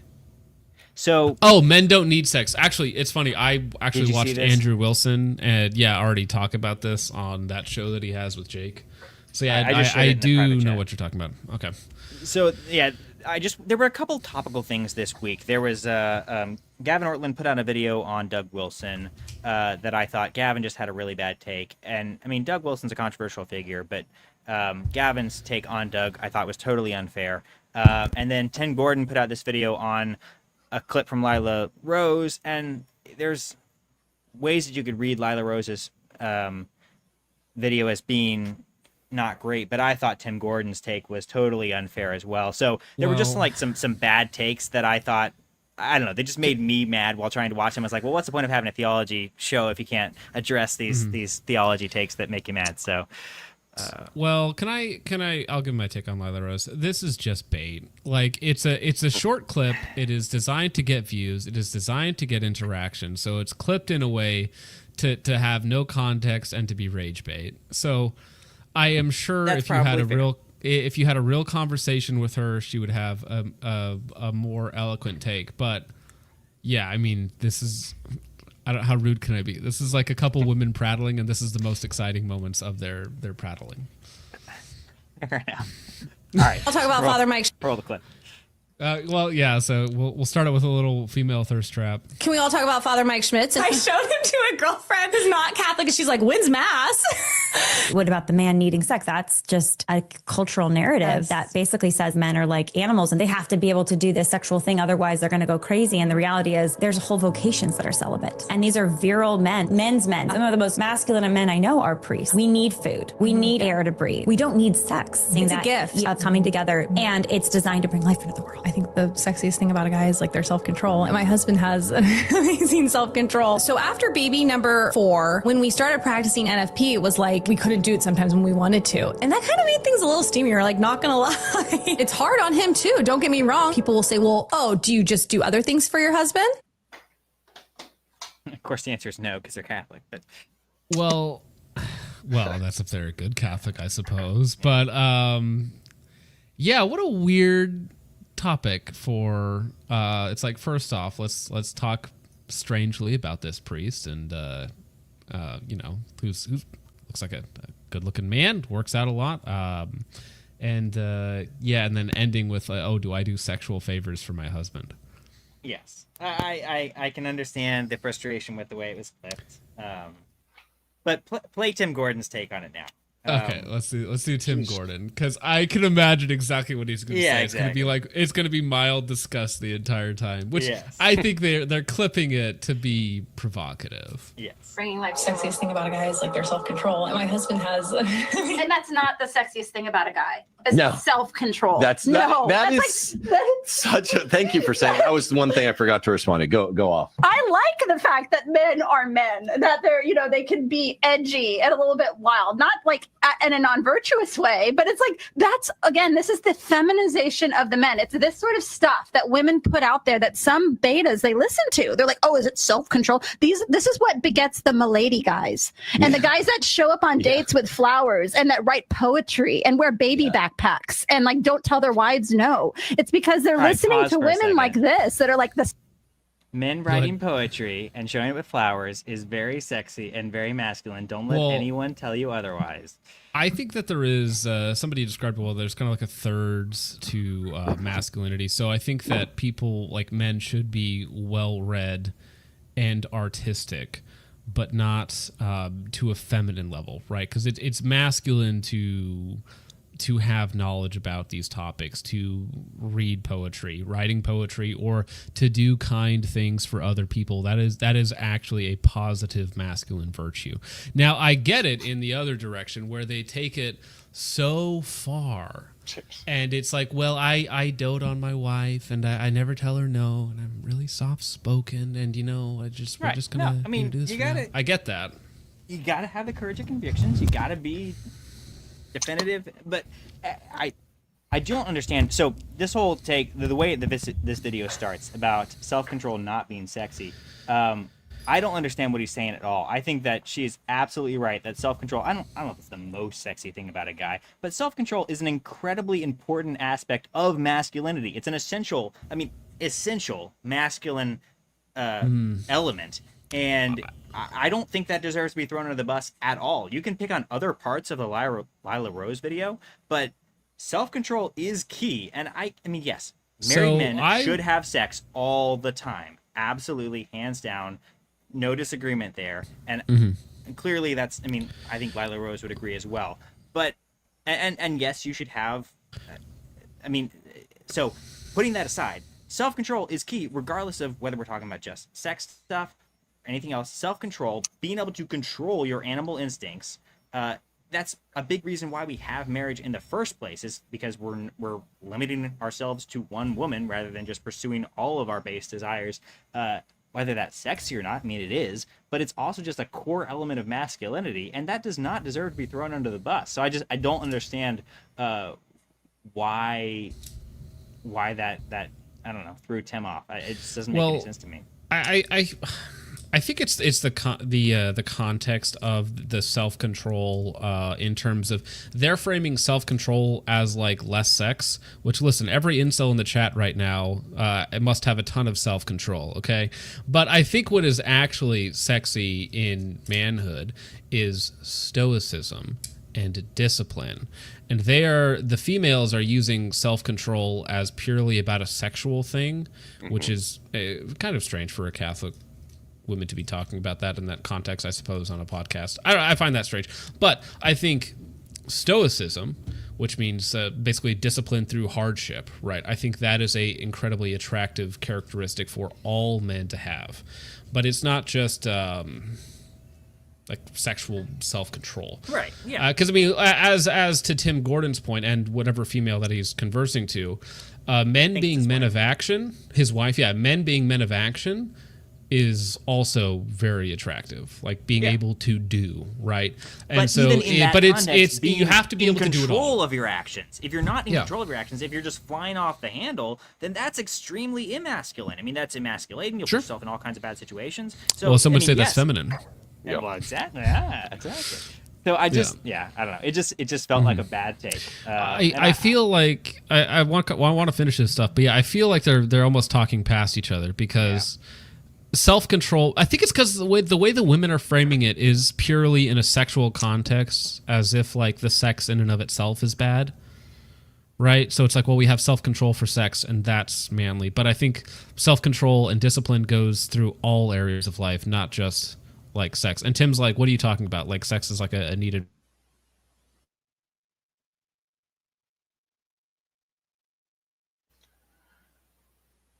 Sorry, did I drop for a second? Yeah, I think so. It froze for me. Yeah, me too. Okay. Well, I think I'm back now. Should we continue on with the clip? Yeah. Sexiest thing about a man is when he acts like a girl. Is when he acts like a giant wimp. Yeah. It's not true. Women like that men are wild and a little bit unpredictable. I know that for a fact. What do you say? What is it true? It's like men want a good girl to be bad for them, and all girls want one bad boy to be good for them. And that is true. That's true. Yeah. And that is in nature, like the taming of the bad boy type thing. Like, get real. Like all of this ultra femme content these ladies are putting out, and they believe like we have the chuds versus the femmes, bro. I don't know. I feel like they're both drawing some pretty heavy generalizations here. Yeah. This goes back to what the stream that we did on feminism. This is, I think, the biggest problem with Tim Gordon. I think that he's just way off because he positions himself entirely as being anti-feminist, and he sees anyone that doesn't agree exactly with him as being feminist. And my position is that there is another way. You can still be anti-feminist and not necessarily agree with Tim Gordon's particular view on patriarchy, for example. So I just think that he views We're gonna get you to call in on his show. Yeah, we should. Yeah. Yeah, I mean, I think a lot of this is it's like the whoever's editing that clip for the female podcast obviously knows exactly what he's doing by editing all of those clips together like that in the most like provocative and sensual way possible, and like probably the highlight of the whole show. And then I think that Tim Gordon and most internet personalities, I do the exact same thing, is you just match the energy right back, and you're like, oh, you think I'm weird and cringe? Well, actually, I have depicted myself as the Chad and you as the Soy Jacks. But men, you should write poetry for your wives. That's very sexy and very masculine. Well, I think it's only sexy if combined with a very masculine persona, a very stoic persona. Because I think if you're, because I think it all goes down to like having basic masculine characteristics, right? Because you can be an artist and be masculine, right? But it all comes down to like your foundational masculine qualities. Fake news, James. But no, if you're some twink with a lisp writing poetry, like that's not, the poetry isn't masculine in and of itself. No, right? Absolutely. Yes, and really to write poetry, you have to be in touch with what Carl Jung would have called the anima, the feminine side of your personhood, right? I mean, Carl Jung talks about every person having both an anima and an animus, the male and the female side, both men and women all have both sides and need to be in touch with both of them. And I think that's actually is there is truth in that. Whereas as a man, you still have to be in touch with a certain feminized part of you. There is a part of you that is going to tend more towards those female typical traits, and you want to be a complete person, and you want to understand all of it. And artists tend to be more on that side. What are those traits? I'm curious, like in your point of view.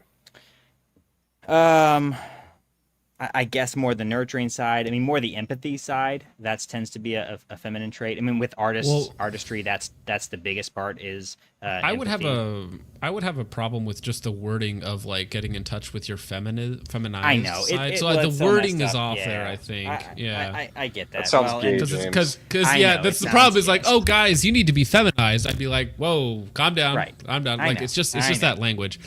I mean, I think there's probably a better way to say it. No, you're good. We're on a live. 50 years ago stream, it's difficult trying to bring that into modern context. But yeah, there is an aspect of, so really to be an artistic male, you do have to work extra hard to be extra masculine in a lot of ways if you're going to be a well-rounded human. If you just lean into the artistic side, because the arts are going to tend to rely more on those feminine traits. And so if you're going to be artsy, you also need to pursue and probably pursue in an extraordinary fashion the more masculine parts of your personality to make sure that you are balancing those two. But it is important to be we need male artists. A lot of the best artists have been men, and all the best artists. Yeah, basically. Yeah. I mean, no, yeah. So I think there is. I don't think poetry is gay. I think poetry has. There's been lots of moving things for me personally in poetry, but not just poetry, in art and literature and all these different places. I mean, look at like the David or any of these like ancient sculptures or whatnot, and they're just like beautiful works of art. That is masculine, right? Yeah, sure. And so I would say that art is too feminized. Art needs to be more masculinized, not that men need to be more feminine. But I think that's just a phrasing thing. So that's where we got to get the terms down pat to where they don't piss anybody off. But it's the internet, so everybody gets pissed off. Mm-hmm. Greek sculpture is kind of gay, though. So I was about to say we're gonna go back to sculpting naked dudes. It's kind of gay. That's a little gay. Bro, the Catholic Church ran around and they just like cut all the dicks off of these sculptures. It's funny. No, but some of them are beautiful. Okay, gorgeous. The talent on display. No. To be fair, it's gross. No, go ahead. I didn't mean to interrupt you. No, go ahead. Like I think what she might say. Well, I think this is just weird.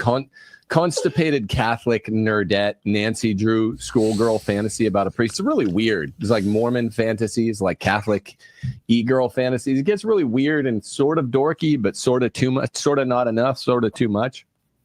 I agree with him there about it's like dorky playfulness about the hotness of a priest. It's not like crossing a line per se, but it's just kind of like, I don't know. Why would you bring this up?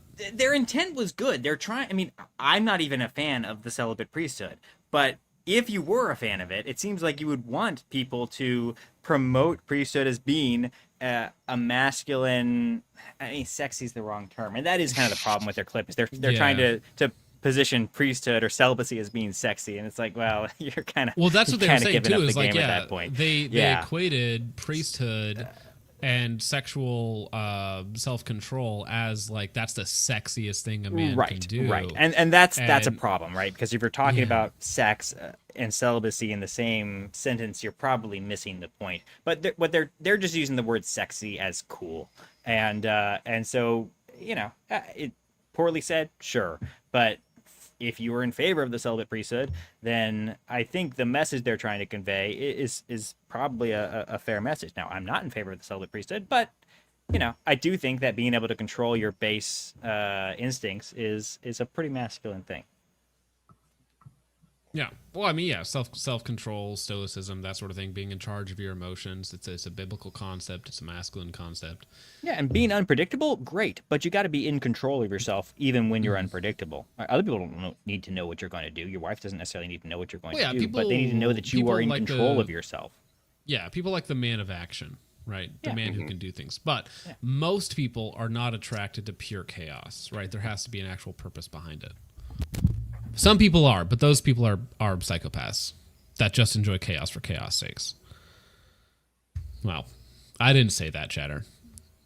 Okay, James, we have a huge selection of clips. We can go through a 20-minute Gavin Ortland video.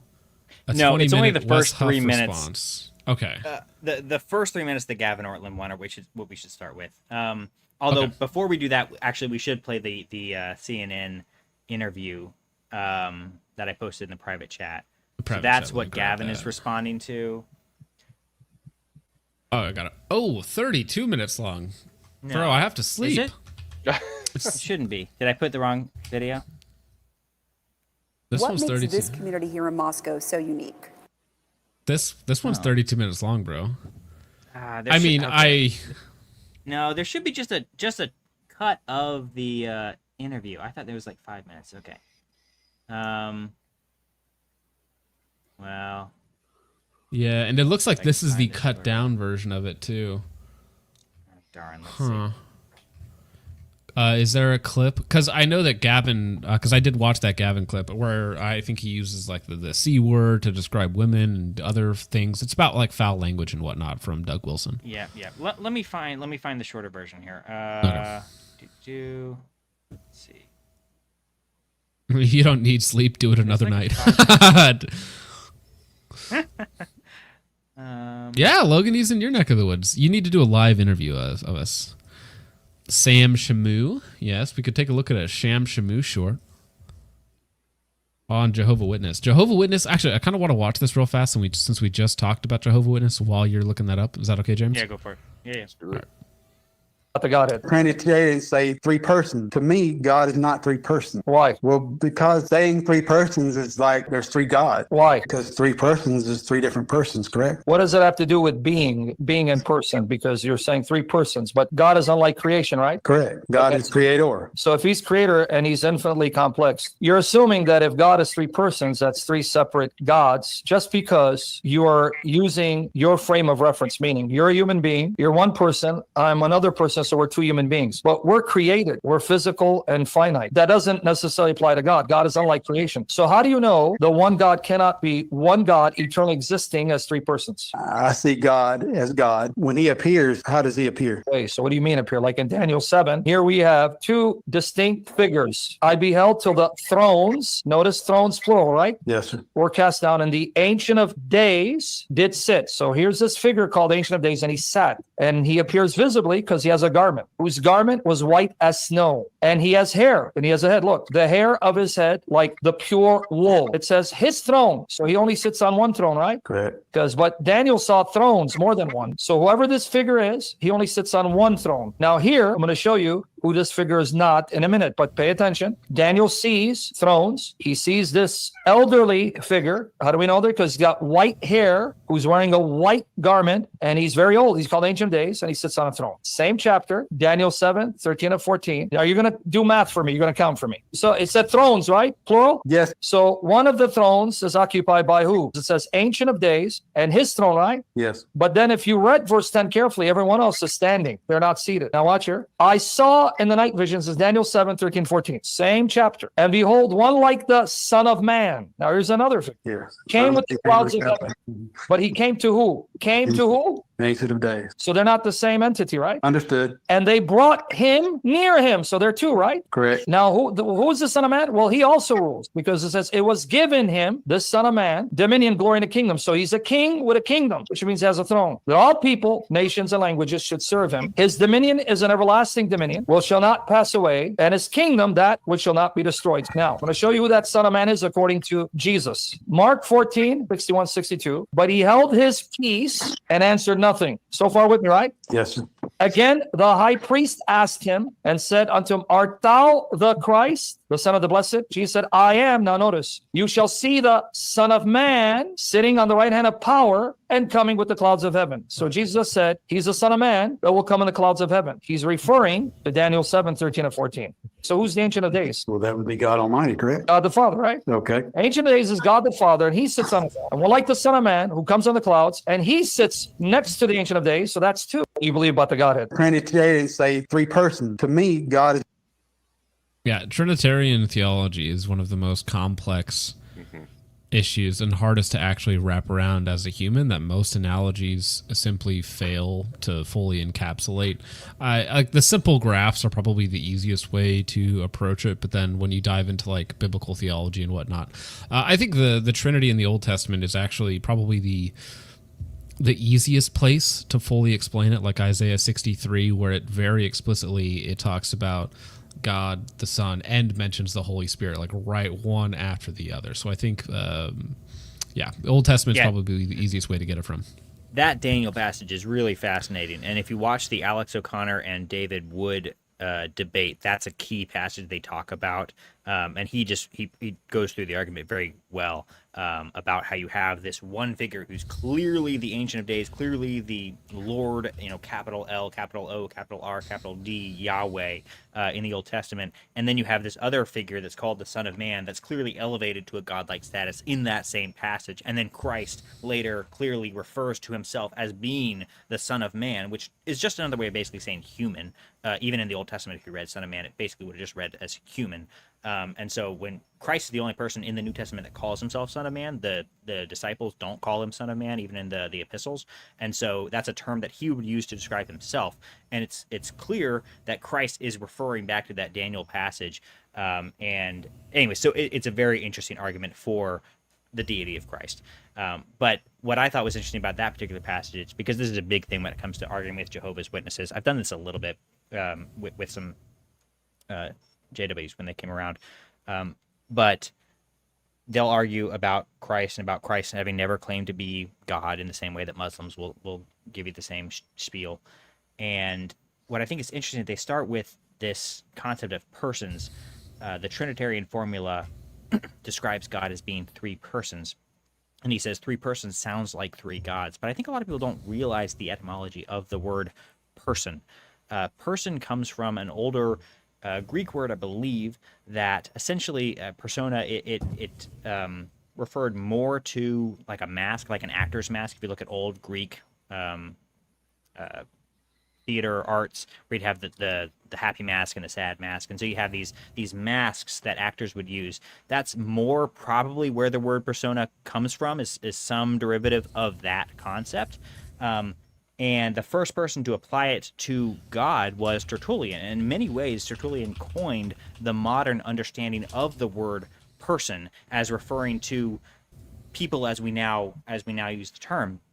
But what's interesting is that Tertullian just needed a term to refer to the threeness of God. He was trying to wrestle with the Trinitarian formula, and he had this. He coined the word Trinity. That's where we get our modern term Trinity. And he needed a term to refer to the threeness, and he wasn't satisfied with any existing term, and so he coined this term persona to refer to the threeness of God. And what's interesting is if you look at the mask analogy, that actually looks very similar to modalism, or Sabellianism, which is a heresy. But Sabellianism, which would be like God putting on different masks. The Trinity is it's all one being, but he has different modes, different masks. And so when Christ is talking to the Father, it's really just God talking to himself is the idea. Modalism is part of what Tertullian was trying to combat. So we know that he wasn't using the word persona in that context. He was directly trying to combat modalism. And so he just uses this word persona to refer to the threeness of the Trinity. And then we develop our concept of personhood, of people from this term persona. And really it comes from this idea of the Trinity. And so we think of three persons as being an analogy that we take from us, from our idea of personhood, and apply to God, but really it's the idea of God applied to humanity. And I think that's something a lot of people don't realize about the etymology of person. It's like I was talking about in another stream, where you kind of flip the metaphor, where we're really, the material is the metaphor, the spiritual is the real. And so our idea of person comes from our idea of God. Anyway, I just think it's an interesting way of looking at it. It is very interesting, and it's just one of those things where I mean, some of the greatest minds in history have like struggled with the concept, and so it's one of those things that I just yeah, it's hard to wrap your mind around. It's such an unhuman construct, right? Because we're trapped within our own paradigm. Yeah. To see the town be a Christian town, like to see the state be a Christian state, like to see the nation be a Christian nation, and I like to see the world be a Christian world. Christchurch senior pastor Doug Wilson's controversial views as a Christian nationalist are gaining sway in the nation's center of power with the recent opening of his new church and high-profile parishioners like Defense Secretary Pete Hegseth. Is planting a church in D.C. part of your mission to try to turn this into a Christian nation? Yes. So every society is theocratic. The only question is who's theo? In a secular democracy, it would be demos, the people. In a Christian republic, it'd be Christ. What would you say to someone watching this to say, look, I'm a Muslim. Who are you to say your worldview is better than mine, that your God is better than mine? Well, if I went to Saudi Arabia, I would fully expect to live under their God's rules. But you said earlier that you want this to be a Christian world. Yes. So you want to supplant their religion with your Christian. Yes, by peaceful means, by sharing the gospel. There's a lot of work yet to do. I believe that we are working our little corner of the vineyard. Wilson's Little Corner, a picturesque campus nestled on the outskirts of downtown Moscow, Idaho, is growing by the day with thousands of like-minded Christians. Parishioners of his church, known as Kirkers, own and operate several businesses downtown next to liberal college town stores. If it's true. Why did he yell boo? Because it's because of me. Because of you. Yeah. Well, there you go. That's a regular day for you. That's not unusual. Wilson is part of a broader Christian nationalist movement making inroads with the Trump administration, with a newly created faith office led by evangelical pastor Paula White Cain, and people seen right outside the White House entrance praying and speaking in tongues. We are standing on the soil of the White House, and we are declaring your word. How precious. And now there's a monthly prayer service at the Pentagon, initiated by Hegseth, Wilson's highest level connection to the administration. It's not organizationally tied to us, but it's the kind of thing we love to see. For his part, Hegseth has publicly praised Wilson. Now we're standing on the shoulders of a generation later, the Doug Wilsons and the others. Wilson maintains all are welcome to his church, but he thinks homosexuality is a crime. In the late 70s and early 80s, sodomy was a felony in all 50 states. That America of that day was not a totalitarian hellhole. So you would like America to go back to that? Yep. Wilson maintains his ultimate goal is to bring about the second coming of Christ through his work, and rejects critics' claims he's trying to make the dystopian world of The Handmaid's Tale a reality. I'm not a white nationalist. I'm not a fascist. I'm not a racist. I'm not a misogynist. I'd like to see the town be a Christian town. I'd like to see the state be a Christian state. So yeah, that's a good summation of the interview. I guess there's more there. Oh, damn. I think there's a 5-minute I apologize. clip. I can't hear you guys, so I have to bounce out and come right back in. So if you guys were trying to get me to stop throughout that, I apologize because I couldn't hear any of it. I'll be right back. All right. Yeah, so that's the Doug Wilson clip that Gavin Ortland is responding to. So Doug Wilson, are you familiar with Doug at all, Christian? If I see his face, I'll probably the name rings a bell. So as soon as I see the face, I'll probably tie the two. Well, it's that guy, the kind of fat guy with the beard. Oh no, I've no idea. Okay, all right. Sorry, now it works. You're it back? Changed on me. I'm back. So there's one little bit in that video where they almost seem to tie Doug Wilson to some random ladies praying outside the White House or something. those people are not at all associated with him. So that was CNN's bad. But yeah, I mean, it was a good interview. Doug Wilson has I tend to like his perspective. He is more on the I mean, he's certainly Christian nationalist, which I don't really have an issue with. He tends to be patriarchal, which I might have some slight disagreements with. I think you guys would probably be closely aligned. He's got a lot of really great takes, and he's just I think, even in the areas where I disagree with him on, I think that he's very reasonable and very I just think he has a lot of wisdom. He's a guy with a particular political perspective, particular theological perspective that I do disagree with on some, I guess, key areas. But in the grand scheme of things, they are pretty minor. And I think that he's got a lot of good stuff to say, and he's done a lot of good work for the country. And certainly during COVID, he had a lot of great stuff to say. And it was just a time when a lot of people were starved for just good truth. So many people were bending the knee to Black Lives Matter and all kinds of stuff. So I have a lot of respect for Doug Wilson. So that's the preface for Gavin Ortland's take on that CNN interview and some other things as well. Yeah, I haven't done or heard a lot of Doug Wilson before, so my take on that was like pretty reasonable for a Christian. I mean, like people might be scared of like the Christian nationalist label, but I mean, they're scared of the nationalist label, so which is kind of nuts to think about it. Specifically in American or Western nationalism. Other nationalism is fine, but Christian nationalism, they're afraid that they're going to be wearing burqas or something. But no, that's not Christianity. Right. All right. I'm observing in the American church right now, maybe you see this too, let me know in the comments, is a trend toward overreaction. And so you have this polarization. So on the one hand, we have this massive pull in sort of liberal and secular directions. We see a lot of deconstruction, a lot of sort of melting away from a solid, healthy Christianity. We all feel that. I mean, I have 5 young kids. I'm thinking of raising my kids. They're starting to become teenagers.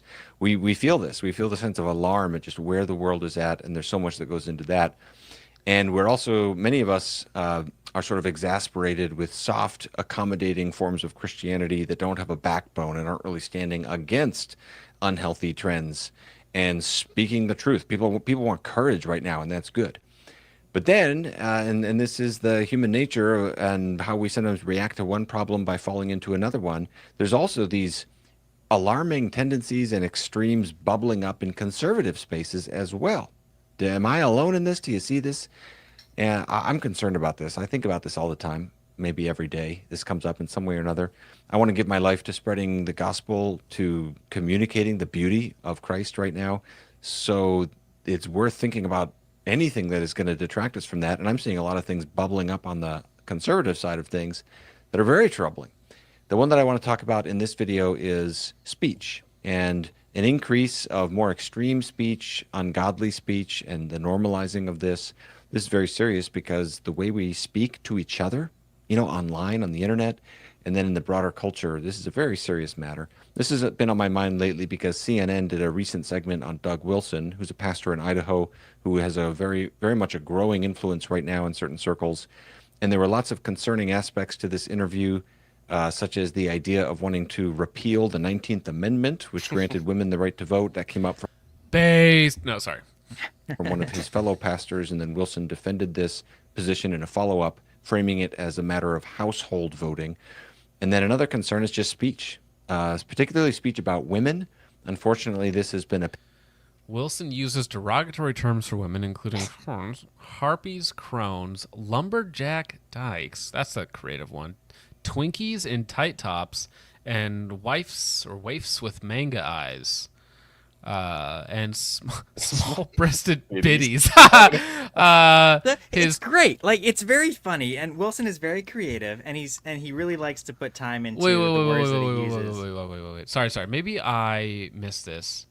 Gavin is critiquing language in a novel of Doug's? So yeah, Doug Wilson. I assume Gavin hasn't read this novel, Ride Sally Ride. It's a pretty good book. Like, I don't know if it's a great book, but it's worth reading. It has a lot of great commentary on the culture.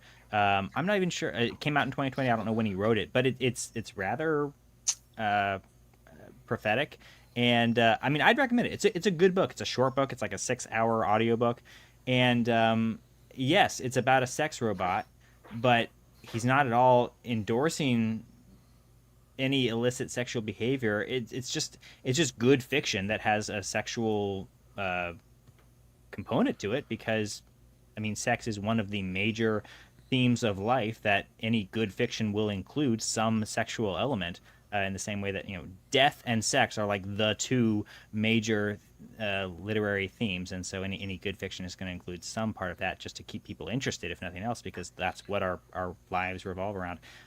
So I don't even understand the attack. But then specifically talking about these words that he has at times used, like when he used the term cunts, I think he described, there were a couple women. One was like a female pastor, and another was, has like a female comedian, or I don't remember who exactly it was, but basically they had both participated in some kind of an art exhibit that it wasn't like the Pussy Hats, but it was something similar to that, where it was like they created this giant vagina as an art piece. And yes, so he called them cunts in an article, because his point was they were debasing themselves, reducing themselves to their vaginas. They were making themselves vaginas. That was all that they cared about. And so he's very technical in his use of profanity, if you can call it that. And occasionally he'll use sexual language and sometimes humorous ways. And it's like, I'm sorry, that is not what we need to be condemning right now, or at any time. We need to be able to talk about sex even humorously. I mean, C.S. Lewis talked about sex as being, if not a joke, then at least a practical joke that God plays on us, because sex is just very, very funny in a lot of mechanical and other ways. So I don't understand the attack. It just seems very, I mean, like, it's tone policing, yes, but it's worse than that. It's just, it seems misguided. Well, it seems strange, too, because, I mean, lots of great literature deals with very dark topics or other things that are, like, you know, people dying, right? But people get hung up on, like, specific words or whatnot. And I've kind of come around on this a little bit. While I do want people to be in control of their tongue, I think that there is a kind of a time and place for euphemisms that some people might think are crass in a certain context. So I don't want to be like teetotaling about what words people can and can't use. Because I mean, there's examples within the Bible of people making jokes about certain people doing certain actions, or calling them what would be like slurs nowadays or whatnot. One of my favorites is Paul, when he talks about the Judaizers. He says, you know, they were emphasizing the importance of circumcision, the necessity of circumcision for salvation. And he says, I wish they would just cut their entire dick off. I mean, you could use different language, but that's what he meant. Yeah. Or, I mean, well, that like seems Samuel pretty crass makes language. fun of I think Baal. He says, "Oh, is he out taking a break? Basically using the bathroom, right?" He's like, yeah. I mean, and so Gavin goes on to talk about those as being in a piece of fiction. Yeah. Well, he's like, you're elevating yourself to this level, right, to the level of Samuel or to the level of Paul or whatnot. But yeah, I think time and place. So I mean, if these are within a book, now I think there's also is a weird sexual degenerate line with a lot of boomers and kind of people from that generation. You know, even like World War II figures, you know, on like painted on planes and stuff like that. Like, that's Americana, okay? People love Americana, but there is a degenerate line through Americana, like sex for sex sake, not sex as like a exaltation of beauty or whatnot, but just sex for sex sake. So, I mean, if you're going to argue, oh, it's weird that my pastor's writing sexual themes in a book when he's supposed to be like an example of chastity or whatnot, right? I think you could make arguments that it is a little weird coming from a pastor, but at the same time, like it's literature. I mean, it's weird if you take it completely out of context, but in the context, it's not even that weird. I mean, I don't know. Like, you'd have to look at the context. Even in context, like even if I don't know, if your pastor is writing a book with a sex scene in it, you'd be like, really? Yeah, I don't know about that. I mean, but just using like or having people in provocative clothing or whatever they might be doing. I mean, I think there are excuses for it. And I mean, there, like you said, like C.S. Lewis, and there's other famous Christian literature and art that has like nudity and things in it, but it's not sex for sex sake, if that makes sense. Right. I mean, like I said, sex is a major theme of life. It's a pretty crucial part of life, and yes, Christians put it in a particular context, but it is something, right, a very specific context. Rather, it's not a public part of our lives, right? Whereas I would consider like most works of art like a public display. Understood, so but the Song of Solomon is a publicly published love poem, sex-laced love poem that Christians need to reconcile with. Like that is very it's not just a poem written to one wife. It is a it's a celebration of sex, a public celebration of sex, and I think that is an appropriate part of Christian writing, even. Yeah, I'd have to think about that more, because that is an interesting example, because that was in a totally different context, in a different covenant, one would say. So like the rules for Solomon at that time are not the same rules that we apply to here, right? Most likely Solomon didn't actually write Song of Solomon. It's a bit of a debate, but the idea is it probably was dedicated to Solomon, but Solomon does appear in the book. It's a very interesting book. It's worth reading. There's actually some pretty steamy parts. No, I've read it a couple times. It's very interesting. The first read, the back and forth between the bride and the groom. Yeah, there are some parts that are quite steamy and pretty great, but it is a lot of the theories. Solomon appears in it, but he almost seems like not a great figure. Like he kind of comes in he almost messes things up as he appears in the book. So there's some readings of it that put it being written by Solomon. And see him as writing himself into it, and then other interpretations see it as being written by someone else, and it's almost like Solomon's many wives is being contrasted with this one man, one woman, godly. Well, yeah, and it is interesting that Solomon's love of foreign women got him in so much trouble towards the end. I've always wondered, can you imagine how many I don't even know how he would eat that many sandwiches. That man must have just been. What was it? 900? Inundated. Was that the total? I think 700, something like that. 700. But that's more than 2 a day. I mean, that man was getting some. Well, two a day every day for a year before you see the same woman again. Yeah. Assuming he was rotating through it that systematically. Yeah. Well, I mean, not going to get into it, man. I don't know. I think what's the other book? It's an Old Testament book where it's somebody saying like I've experienced all that there is to life. I've had the harems and the whatnot. Ecclesiastes. And yes, and then he's talking about it's all vanity, right? Mm-hmm. And as somebody who had it all and it still wasn't enough. Yeah. Pattern with Wilson. I'm not going to read the words on the screen. I'm not going to dwell on this. I'll link in the video description to this article that you're seeing here on screen, and then also to this one. Okay, right. Well, I mean, I don't like. I mean, maybe I'm gonna be feminized right here, but I don't agree with Muslims or the red pillars where it's like, nope, men must have sex with as many women as possible and just be alpha males and not tie themselves down, and that's the way that we spread our superior genes. I don't want to be on that side of the train either, right? No, I mean, neither do I, but that doesn't mean that we can't talk about sex. Well, yeah, but so I mean, like I view degenerate men as damaging as degenerate women, right? Because I think that if a man has sex with 50 girls, well, he has physically damaged their bonding capability to a single man. In the same way that a woman who sleeps around is doing the same thing to herself, basically. Yeah.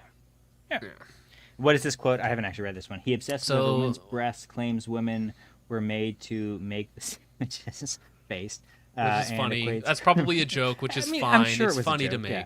And equates promiscuous women to useless locks while describing promiscuous men as master keys. Yeah. I don't know what he's saying. And but, so, I think people are allowed to make jokes. It's fine. Like, obviously, you can't just if take like stuff like out of context. I have children and a loving wife, and we love each other very much. But we make jokes all the time. It's okay. Now, I get that people don't want to, normalize that, or they don't want it to be off-putting or to turn somebody off, right? Being like, oh, you're supposed to be X person, but you're saying, these untoward things. So from an outsider's perspective, it might look like, oh, well, this guy's just as bad as I am. Why am I supposed to listen to what he says? Yeah. So, I mean, that's all you need to play from this one.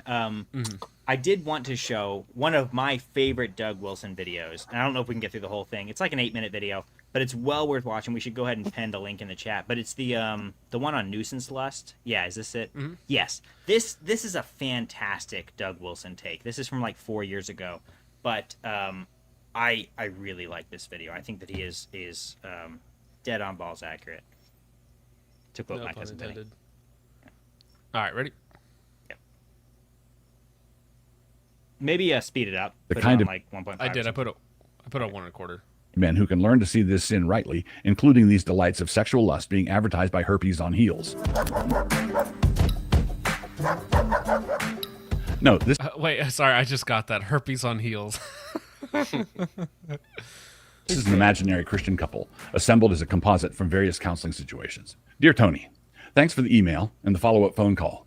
I'm glad you decided to get help with this, and I'm glad that you and Suzanne are talking about it. A central part of this letter will be some advice on how to make those talks more profitable. Let me summarize the problem as you outlined it, so that we can be sure I've got it right.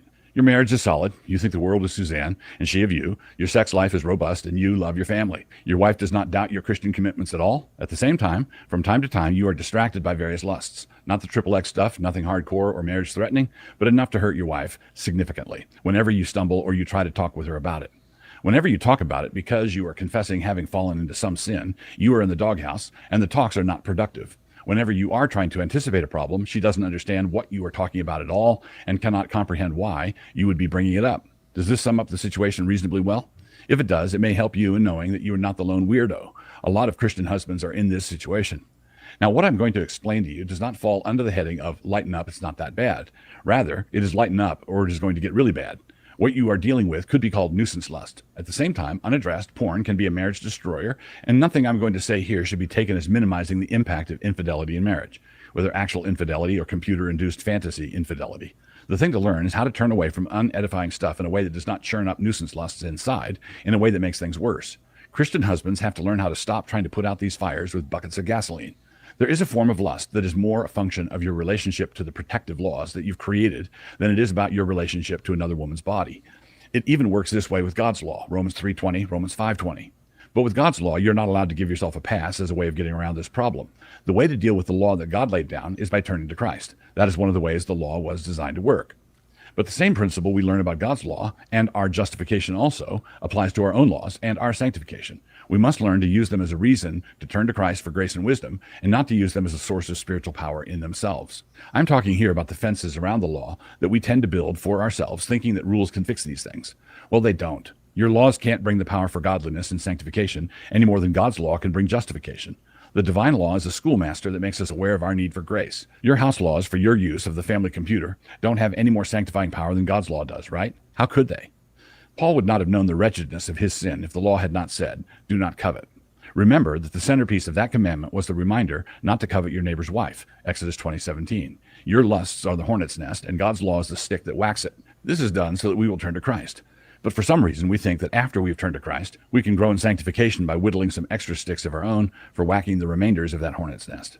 But whacking that nest always gets the same results, whether the rules are God's or yours. And it gets the same results even if your rules are good and wise, especially if they are good and wise. Now, there's obviously a delicate balance here, because the point is not to drop the rules so that you can go watch images that are corrosive to your soul. The point is not to grant yourself a looser set of permissions so that you can entertain yourself with porn light. This is not go ahead and sin counsel. The point is to grant yourself a looser set of permissions so that you can walk away from it for the right reasons, and without leaving your heart back in front of the computer keyboard, wishing the better half of you hadn't turned the darn thing off. Pause it for just a second. So there are two steps. He'll get to kind of some of the concrete examples he's talking about, but basically he's describing there's this you can create ever increasing rules and systems in your life to avoid ever being put in a situation where you might at some point encounter something that could make you lust as a man.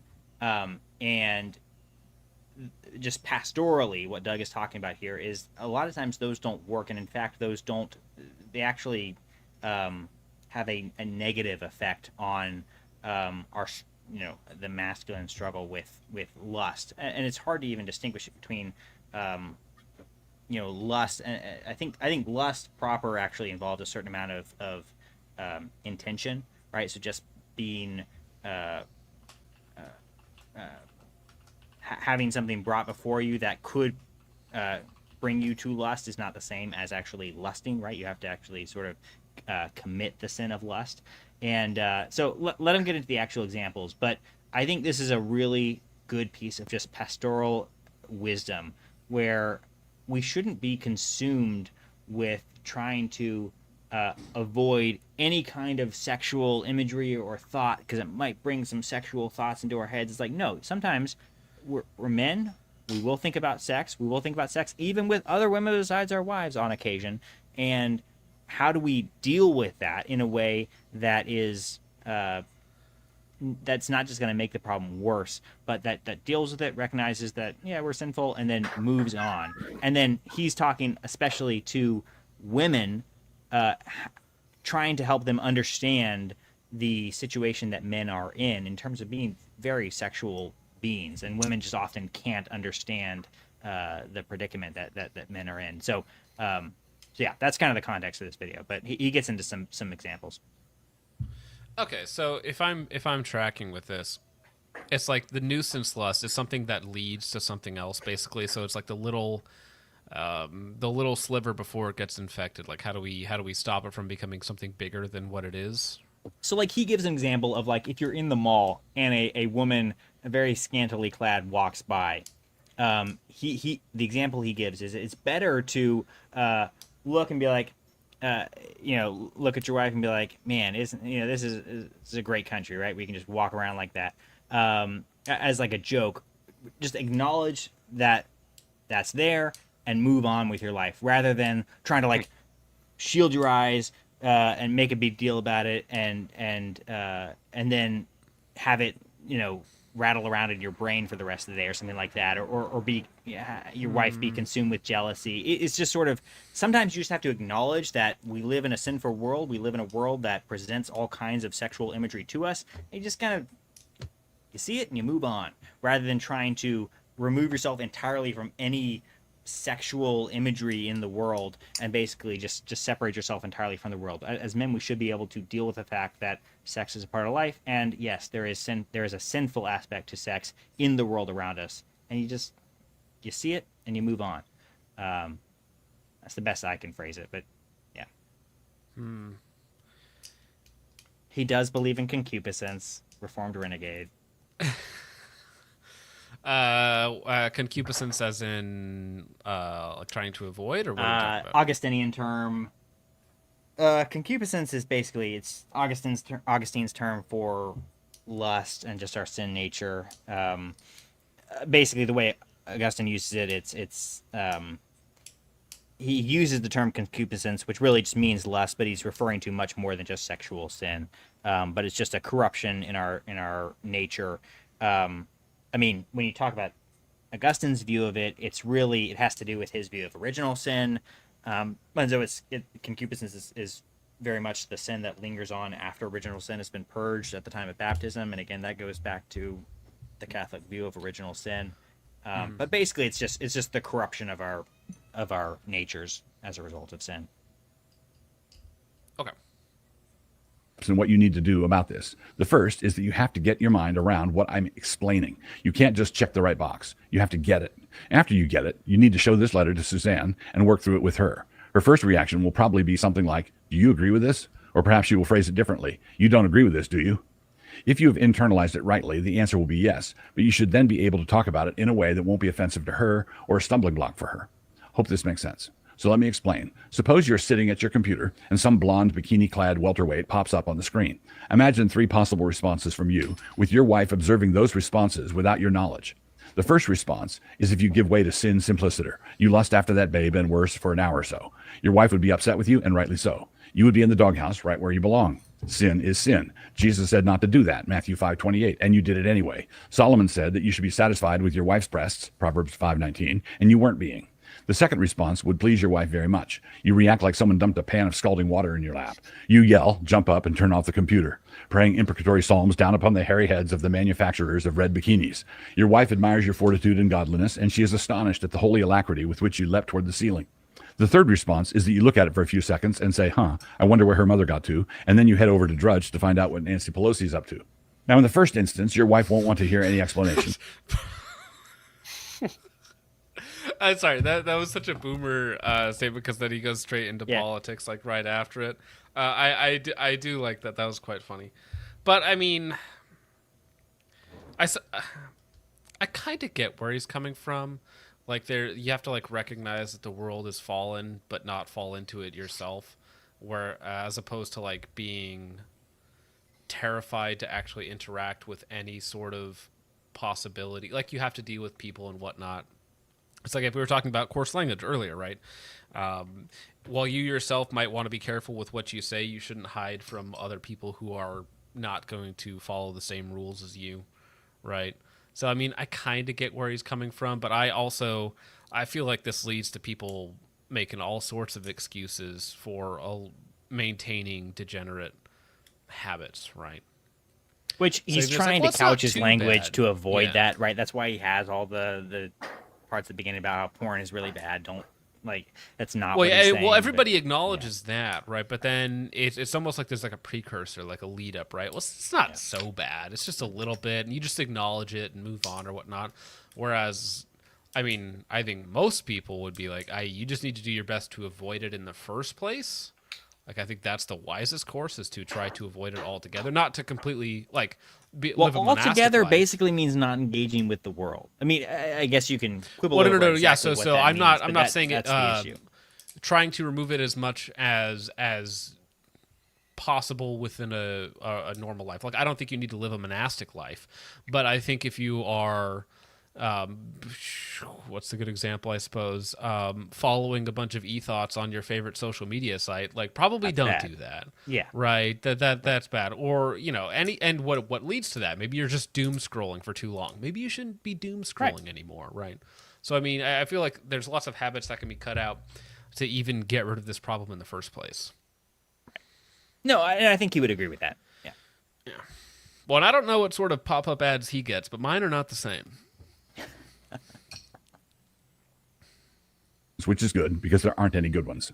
In the second, she thinks explanations are not necessary, which is false. You have drawn the line in such a way as to look like Joe Godley to her, but the images you saw are eating at your innards even while we speak. This is because you are trying to get sanctified through an external application of the rules or the standards.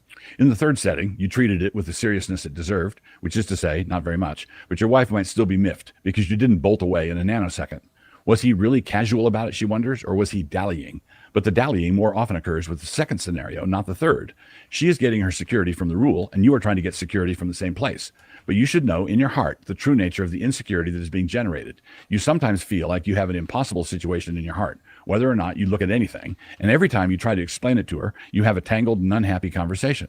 Here's another scenario. Suppose a man and his wife are out walking at the mall, and some chick is walking toward them, bouncing away like there's no tomorrow. If the couple walk past her, and he says, "That's just terrible, I can't believe some people," and his wife agrees, and they walk to the other end of the mall, clucking their tongues, I would be willing to bet $10 that the spectacle was far more of a problem to him than he is letting on. But if he could say to his wife, "Is this a great country or what?" the chances are much better that he's handling it right. The problem is this: if he says that to his wife, then she might have trouble handling it right. What does he mean by saying, "Is this a great country or what?" It is that kind of thing, she fulminates, that is causing the country to descend into a sinkhole of corruptions. Yes, she's right about that. But we want to be the kind of men who can learn to see this sin rightly, including these delights of sexual lust being advertised by herpes on heels. Now, if the wife comes to her husband afterwards and says, "Was that girl at the mall a problem to you?" his answer should be, "That's the kind of thing that would be a problem if we couldn't talk and joke about it." If she takes offense immediately, then that is going to cause him to clam up, not wanting unnecessary conflict with a wife who is dear to him. And when he clams up, he is left alone with things in his head he ought not to be left alone with. When that happens, petty sins grow into more significant sins. Most Christian women think that lust happens to guys when they are in the presence of any image of a scantily clad whoozit, and they think that this lust happens the way a bowling ball falls when you drop it. But this is not true. Far more is involved than simple stimulus and response. There is stimulus, response, law, grace, marriage, communion, context, and wisdom. If you shut it up inside your head, then it will be largely confined to stimulus and response, which is why you have such a struggle with it. Now, what Jesus prohibited was the lust. He didn't require that you drive that stretch of the freeway, that place where the skanky billboard is, with your eyes closed. He prohibited the wanting and desiring. He did not prohibit the seeing. But yes, someone will say, the seeing leads inexorably to lusting, just like when you drop that bowling ball. Sure, it often does. But my point here is that lurching away with the wrong understanding of your house rules leads to lust more often. The fact that your wife really likes those rules does not give those rules the power to protect her, even though she thinks they do. Let us say... Yeah, I mean, I think that this is just sound pastoral advice. Just in my own experience, from what I've seen, that's how I see it. I think that's an important distinction to make. It's not the seeing is one thing, but it's the dwelling on it that really leads to lust. I think that lust does require some amount of intent, and really to train your heart to not automatically associate seeing something that's provocative with lusting. It requires training. It requires a training of your heart and a directing your heart towards God, and that's something that you just have to cultivate in yourself. And at the same time, you don't want to put yourself in the near occasion of sin. You don't want to intentionally put yourself in a situation where you might see things that will cause you to lust. So don't do that. But assuming that you're not doing that, then I think this is exactly the way that you should counsel young men in terms of how they handle the nuisance lust, as he's calling it. I know that's a rather triggering way to describe lust, which is a sin. But I don't know. I think this is sound pastoral probably advice. one of the most serious sins and pervasive sins in modern culture, right? Which is absolutely why I think a lot of people are very hesitant to like bring any sort of normalization or acceptance of it, right? Because they see where it leads, if that makes sense. Understood, but I think the ubiquity demands a certain amount of nuance and realistic. I don't know. I just think it demands that we approach it seriously, and serious takes will involve a certain amount of nuance. I get what you mean by training as well, and I think that can make sense in some contexts. But I also see people who take that way too far. Like a famous example, I think, is Gandhi, who would sleep with his like nieces and nephews, not Gross. sexually, allegedly, but because he was so free from desire that he could sleep with naked children. You know, and it's like he's trained himself to not have these desires anymore. And I'm like, I don't know why you would ever put yourself in this situation, even if that were the case, right? Even if I did believe you, I don't know why you would do that. Yeah. So yeah, I don't know if we can, as a man, like I don't know if I could ever train myself to to be so confident in my abilities to resist sin's temptation that I would ever put myself in these situations, right? I think that is you shouldn't put yourself in the near occasion of sin. I mean, yeah. Right. Yeah.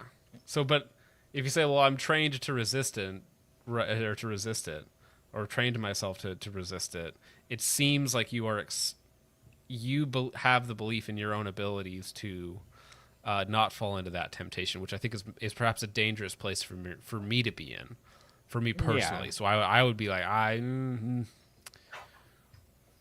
would be careful, very careful. And so, yeah, I think I know it's difficult in the modern world, and there is some truth to it where, like, you know that you're going to be exposed to things that are not particularly godly, like whether it's even for women, you could do this the opposite way, right? If you're watching Man of Steel and Henry Cavill's there with his shirt off, and the women are like, "Wow, look at that guy," you know, or whatever it happens to be, right? And it's like, yeah, you get it. Like he's a good-looking dude. Henry Cavill is dreamy, man. It's not just. All right, James, I'm gonna pretend you didn't say it. I've had too much to drink. How many drinks? Because I want to know how many drinks we get from sober James to Henry Cavill is dreamy. We're probably on 3 glasses at this point. Plus 3 glasses. All right. During the 3 glasses. That's actually funny. That's the gayest thing I've heard in hours of watching. Don't judge me. We all have our own issues. Yeah. No. Do you want to finish out the video? Yeah, there's not much left. Okay. Let's finish it. Another pop-up Twinkie appears on your computer, this time with a green bikini and even less of it than the girl with the red one had. If you yell and cry out, "Act, my eyes," then you are in far greater danger than if you say, "Well, we are a mammalian species, it seems. Go put some clothes on now, dearie. There's a good girl." You see the strategy. Minimize the seriousness of this, but not so that you can feel good about indulging yourself. Minimize the seriousness of it so that you can walk away from a couple of big boobs without feeling like you've just fought a cosmic battle with principalities and powers in the heavenly places, for crying out loud. Or, if you like, in another strategy of seeing things rightly, you could nickname these breasts of other women as the principalities and powers. Whatever you do, take this part of life in stride like a grown-up. Stop acting like a horny and conflicted 12-year-old boy. The problem you're fighting has far more to do with how you and your wife are thinking about this than it has to do with that lingerie hazard over there. This is a trick. Where is he running into all these scantily clad women at? Yeah. Somewhere in Idaho. Listen, man, you gotta get away from the communal pool, okay? Stop going over there, bro. Those pop-up ads are directly related to your search history. Yeah. No, I understand that. But really, I think the point he's making is absolutely right. Minimize the seriousness. This stuff should not be consuming your life. If it is, that's part of the problem. So just move on. I think there is a pearl clutchy aspect to it as well. Not just the sexual sins, but anything, right? So, whatever it might be for you personally, where you need to minimize it so it's just not as much of a problem. But I'm still conflicted on it, because I think that anytime you minimize it, you're trivializing it. And if you're trivializing it, are you not taking it as seriously? So for me, I'm very conflicted on this. I think that trivializing sin, it certainly can be risky, but there's also a point at which it's kind of the C.S. Lewis element of, mocking the devil is a good thing, right? Sometimes you just got to laugh at the devil, and it's the best thing that you can do. If you find yourself constantly focusing on this and not directing your life to Christ, then you might need to do some soul searching. You might be in the wrong place spiritually. You shouldn't be constantly focusing on the sin. That said, it is clear that if you have serious sin that you're dealing with, then you should probably question your salvation. You should worry about those sorts of things. So it's a balancing act. I'm not denying that at all. That's clear in the Westminster Confession, and that's coming from reformers who were very much in favor of this idea of assurance of salvation. And so, there are sins that should make you absolutely question that assurance. But you also just have to recognize that. That's a different question. Sorry, I was like, wait, can you question assurance if you have assurance of faith? Can you question your own assurance of faith?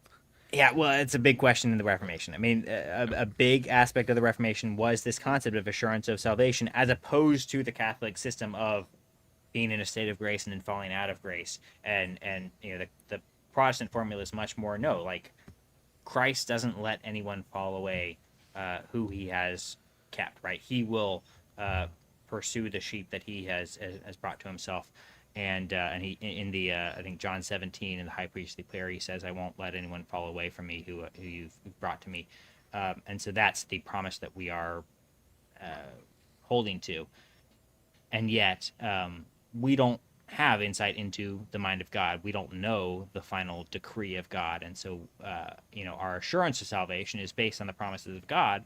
But at the same time, if we are committing sins or mortal sins, to use the Catholic formula, all the time, then we should absolutely question, are we actually following God? Do we actually are we just believing sort of in a totally theoretical way? Do we have the dead faith that James talks about, or do we actually believe in a Pauline sense in this God who saves us? So that is kind of, it's one of the major questions of the Reformation and how to understand that. But I think the Westminster Confession does a pretty good job of laying it out.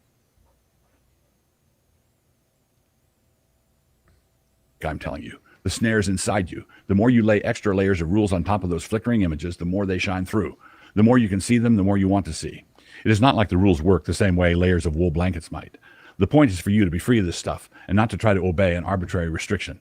I'm saying that the arbitrary restrictions are often counterproductive. They don't work. You doubt what I say? Look at your own experience. This is like the old joke where the guy flexes his arm back and forth and says, "Doctor, it hurts when I do this." The doctor said, "Well, don't do that." Whatever it is you're doing right now doesn't work, right? So try something that will. Quit hitting the tar baby. Walk away because you want to, and you know that you really want to because you could stay if you wanted. You could not stay if you wanted to in order to give way to lust, because God's word speaks directly to that. But you could see it if you wanted, free of lust, and since it is lawful but not necessary, you might as well leave. Leaving is the point, but you want it to be the right kind of leaving, because otherwise you are not really leaving. John Owen once said that a man should not think he makes any progress in godliness who walks not daily over the bellies of his lusts. I'm not arguing against this. I'm arguing for it. What I'm trying to communicate to you is that a vampire needs to have a stake driven through the heart. Stop pelting him with your homemade Nerf balls. I assume that you or Suzanne may have questions, and I'm happy to try to answer them if I can.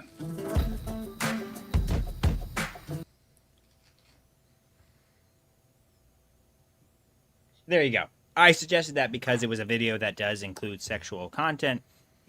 I think he uses one of those lines, I don't know, if it's small-breasted biddies or something along those lines, where it's something like what Gavin was talking about. And I just think that overall, I think Doug has a good head on his shoulders, and I think that he has a lot of takes that are nuanced and they are profound in a lot of ways.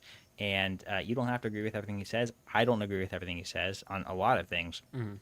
But just throwing him under the bus randomly as an example of right-wing extremism, I think was a little out of line from Gavin, because there are plenty of other right-wing extremists that I really do have issues with, but Doug Wilson isn't really one of them, and I thought that CNN interview was just fine. So, I wonder, does Gavin have a big problem with the idea of Christian nationalism in general? Is he one of those types that would really stray away from that, probably?